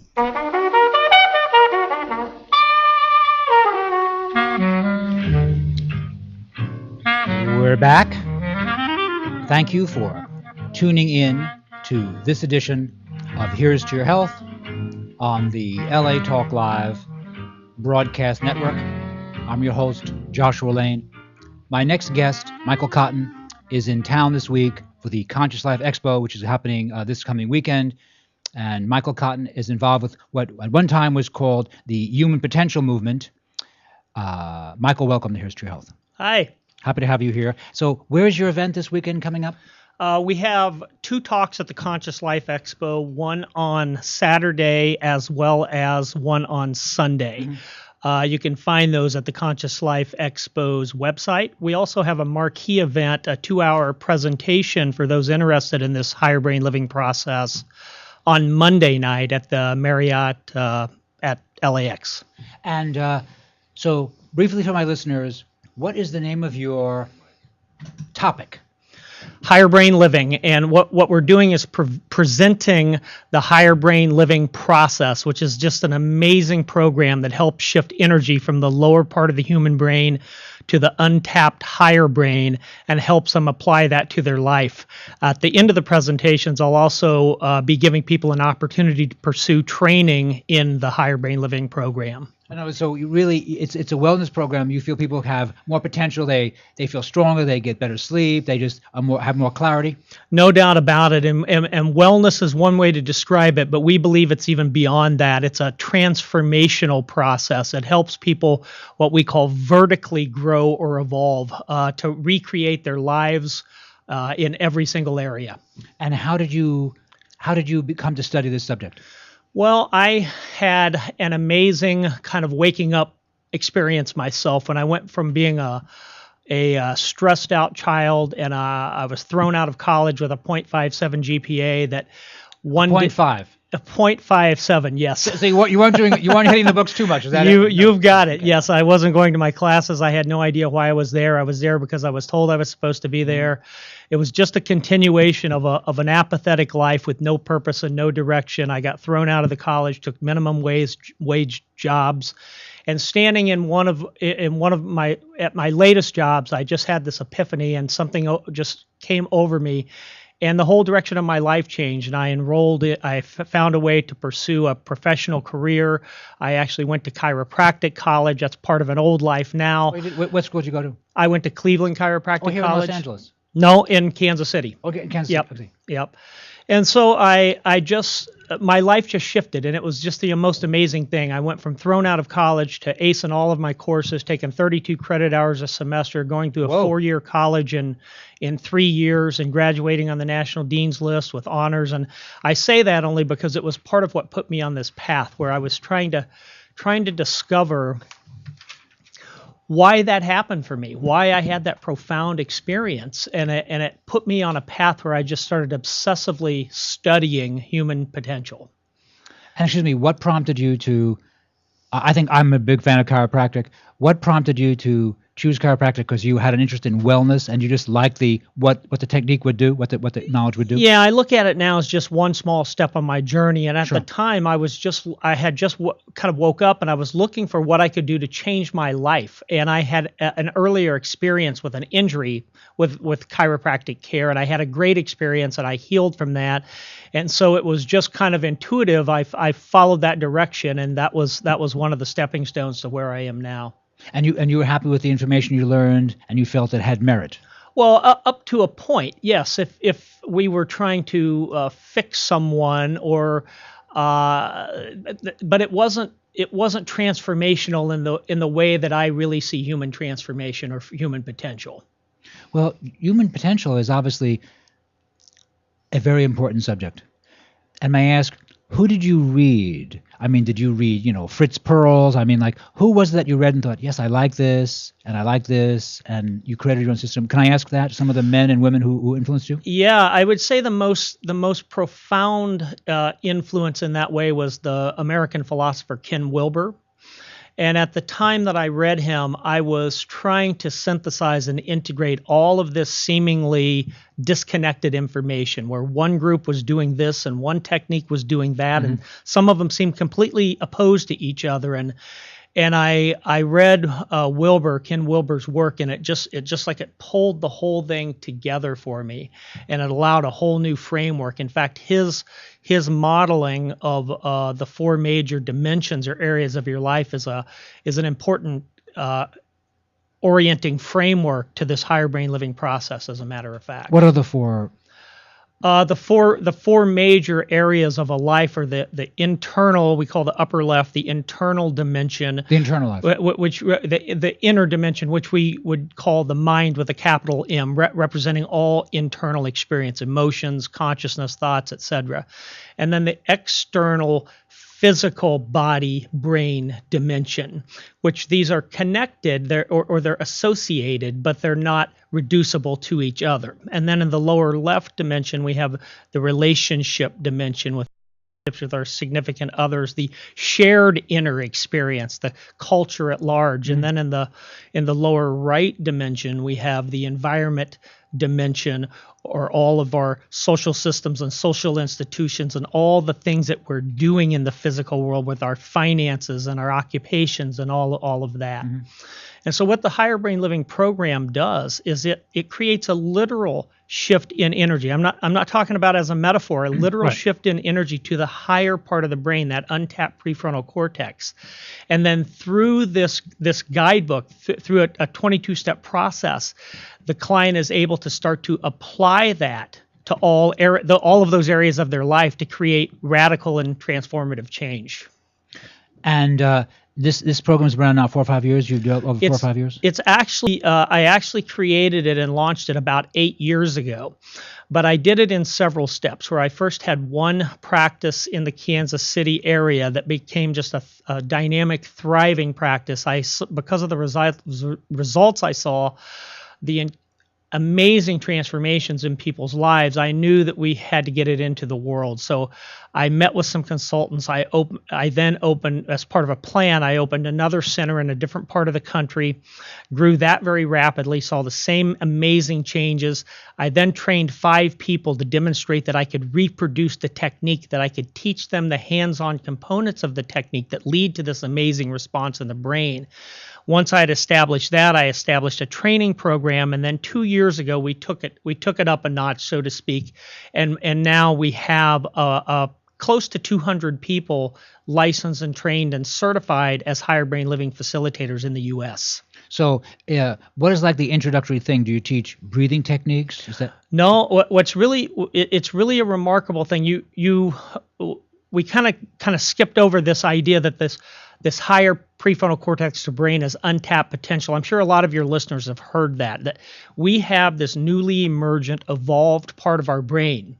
But the research tells us that it's not well utilized. And there's been a ton of research in major universities showing that this part of the brain is the part of the brain where we have more purpose in our life, where we have more passion in our life, where we have gratitude in our life, even spiritual connection or the traditional concepts of enlightenment have now all been shown that it requires energy in this prefrontal cortex.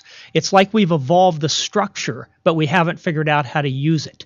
And so what we know that there's this latent potential in the higher part of the brain. Well, what else I'm sure that many of your listeners have heard is that there's a latent, untapped energy in the body. And that energy is associated with certain pathways in the body. The energy has been called everything from chi to ki to kundalini to prana, a variety of different terms. Right.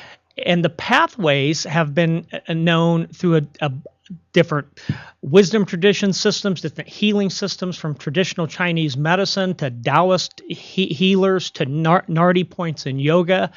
But we've now taken a scientific look at these pathways in the body, and we've been able to show that they're what's called piezoelectric, which means when they're contacted in just the right way, they will release energy.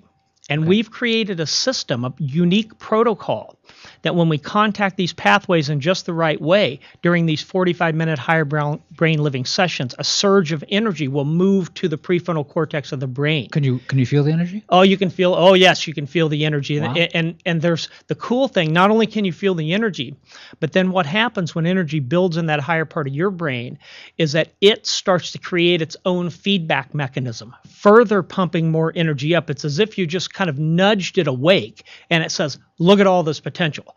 And your brain will start creating feedback, and there's a pump of breath, of respiration that starts to move through the body, and it starts to feel like every cell in your body is breathing, but you're not even the one doing the breathing. It's just breathing you, and it's amazing.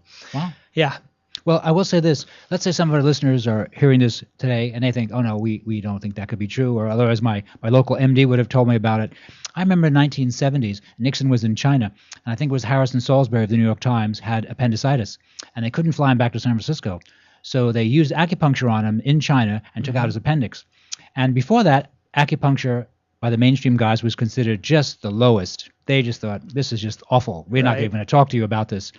They were very dismissive. And then when Harrison Salisbury, who was an important fellow and had no axe to grind, said, no, this is what they did it to me in China, and I went the operation without pain, and it worked real good. So then over the next few years, the MDs decided to change it, and they said now it's the wave gate theory of pain. They couldn't explain acupuncture, but they said, okay, we can't make fun of it anymore, it can't be dismissive. And then we go back to the early part of the 20th century, late 19th century. Wasn't it Sigmund Freud who gets credit for saying that people have an interior life? Before that, people thought, really? Exactly. And one of the things I would say to that is, I have had many, many medical doctors come in and lay on my table and go through the program and love it. I also have several medical doctors that are of those 200 people out in the field that are have trained themselves in this, or that have gone through my training to be able to perform higher brain living out in the world. The other thing is that we always, whenever we do a presentation, like the presentations I have coming up here in Los Angeles, we also do demonstrations where you can see this right in front of your own eyes. Even if you have people come up very close, you can see the response happen. What do you mean? What can you see? You can see this breathing response that feels that it appears like a wave of breath is moving through the person. It's the most wild. Oh, it's so cool looking to see it. And there's even a larger wave that will engage as part of a primal pattern that dissipates stress out of the lower brain, so that breath pump can re-engage. And so when you see this, your eyes don't lie to you. I mean, it's something you've never seen before, and you know it's happening, and it's so amazing to see it. Also, our local facilitators in the area, if someone wants to just experience it without being licensed in it to be a client, they can find a local facilitator on our higherbrainliving.com website. Most of the facilitators do presentations, they do demonstrations, they let people sample the care as part of the program. You can feel it for yourself. I mean, it just is. So a client comes into the higher brain practitioner's office and they say, I'm not sleeping good, or my back hurts, or I'm not sure what they ask. And so what's the technique that you can do? You can do it right in the office in half an hour or something? Yeah, they're 45-minute long sessions, and it's actually a 22-step program. What we're really all about is high-end human potential and human transformation. This is about so much more than your headaches going away or your sleep getting better. And that happens almost across the board, and usually very early into the process. But what we've been shown, if people go through this full 22-step program, which includes 22 45-minute long sessions with a licensed, trained higher brain living facilitator in their center on their table. They go through this protocol of having these pathways cued in this very specific way, having this upload of energy into this higher brain. You feel amazing when that's happening. And then through this guidebook, this mapping system, they're able to apply that to all areas of their life. And at the end of that 22-step program, we expect them to have transformation. I mean, not just feel better, but be expressing their authentic self, who they really are in the most amazing sort of ways, and that all of these areas of their life are vastly improved, even if there wasn't anything wrong with them. I see. Yeah. For those of you just tuning in to Here's to Your Health, we're speaking with Michael Cotton, who is going to be speaking this weekend at the Conscious Life Expo here in Los Angeles. Michael, how can we contact you at the expo and then at your home office? Well, at the Conscious Life Expo's website has the talks that I'm doing listed. There's one Saturday and one Sunday. We also have a booth there. Higher Brain Living has a booth there. We have a couple of licensed facilitators that are going to be working the booth. You can come by and talk to them or sign up to come to one of my presentations at the expo. And are you based in Los Angeles? I'm actually in Milwaukee, Wisconsin. Is there a difference in one part of the country from the other? Are people just as happy in taking your course in Milwaukee and in St. Louis as they are here in Los Angeles? Yes. So we have people from all over the country. We kind of launched it in the Midwest. So our first big hub or movement was in the kind of central United States, but since then we've really expanded greatly. I did a presentation earlier in New York City. We have many people coming into training from there. We have some fabulous facilitators in that area. I was in San Diego at the end of last year. We have several there, but we also have a couple of wonderful facilitators in the Los Angeles area as well. What's the name of your movement again? Higher Brain Living. And you see yourself as part of the human potential movement? I do, to use... That's a broad term. Yeah, use that as a broad term. I like to look at this, even though the healing and wellness benefits through this are extraordinary, what really kind of turns me on are the higher end changes that people experience, where they find their life's purpose, where they live with passion, where they consistently report a greater spiritual connection, and we can really see just profound what we call vertical growth. So not just getting better wherever you are, but moving up and up and up and up. Well, that seems like something that most of us would probably be interested in. I think that sounds really very interesting. Yeah, we consider this the ground floor of a movement. And have you Personally, you've seen some of this change yourself, but also your clients and I guess the men and women who work with you have said, "Oh yeah, son of a gun, I have this kind of I was this, and there's been a shift." And it's like from 1 minute to the next, there's this shift. Oh, yes. And we look at both what's happening in their subjective reporting, what they're feeling and being able. We actually have surveys, assessment forms through this program that are designed to elicit that information. So they're able to compare their life kind of before, during, after, through the whole program. But we, as well as that, we've also done several EEG studies where we're actually able to see energy building in that untapped part of the brain. You can get documentation on that? Yes. Yep. Have any universities looked at your stuff? We have currently a study set up with the University of Iowa. Huh? It's in full swing right now. We're gathering data for that kind of as we speak. We've spoke to the lead researcher at the University of Wisconsin, Richard Davidson, who measured the EEG signal in the most advanced Tibetan meditators. The really? Dalai Lama selected him because of his skills and credentials at that. We've had a conversation with him. We're looking now at who we're going to use to do a very, very large scale study. We've done a lot of small studies, all showing the same thing, that through this process, energy is building in the untapped, highest, most evolved part of the brain. Well, Michael Cotton, it sounds very interesting. Once again, just give us your contact information. higherbrainliving.com, and if you're interested in becoming a client, going to a local presentation and just feeling this for yourself, you can find local facilitator on the website. But I'm here at the Conscious Life Expo. Come out and see me talk. Or Monday, we have a marquee event, which is February 10th, here in LA. Where, Michael? It's at the Marriott in LA.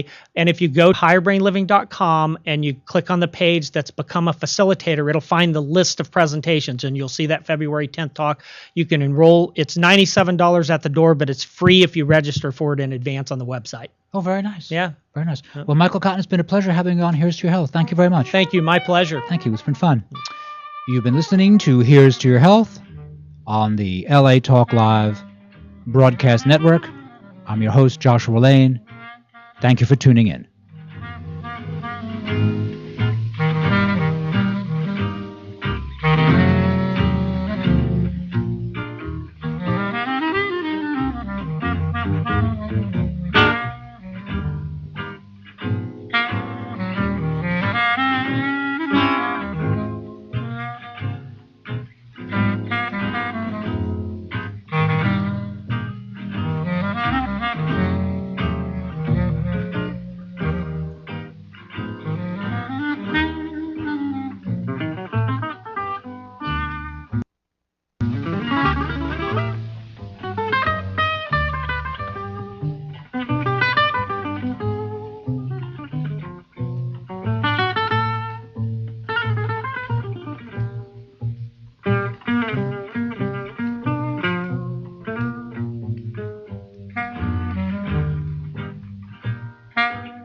Thank you for tuning into LA Talk Live and the Talk Live Broadcast Network, original reality radio, handcrafted for your listening and viewing pleasure.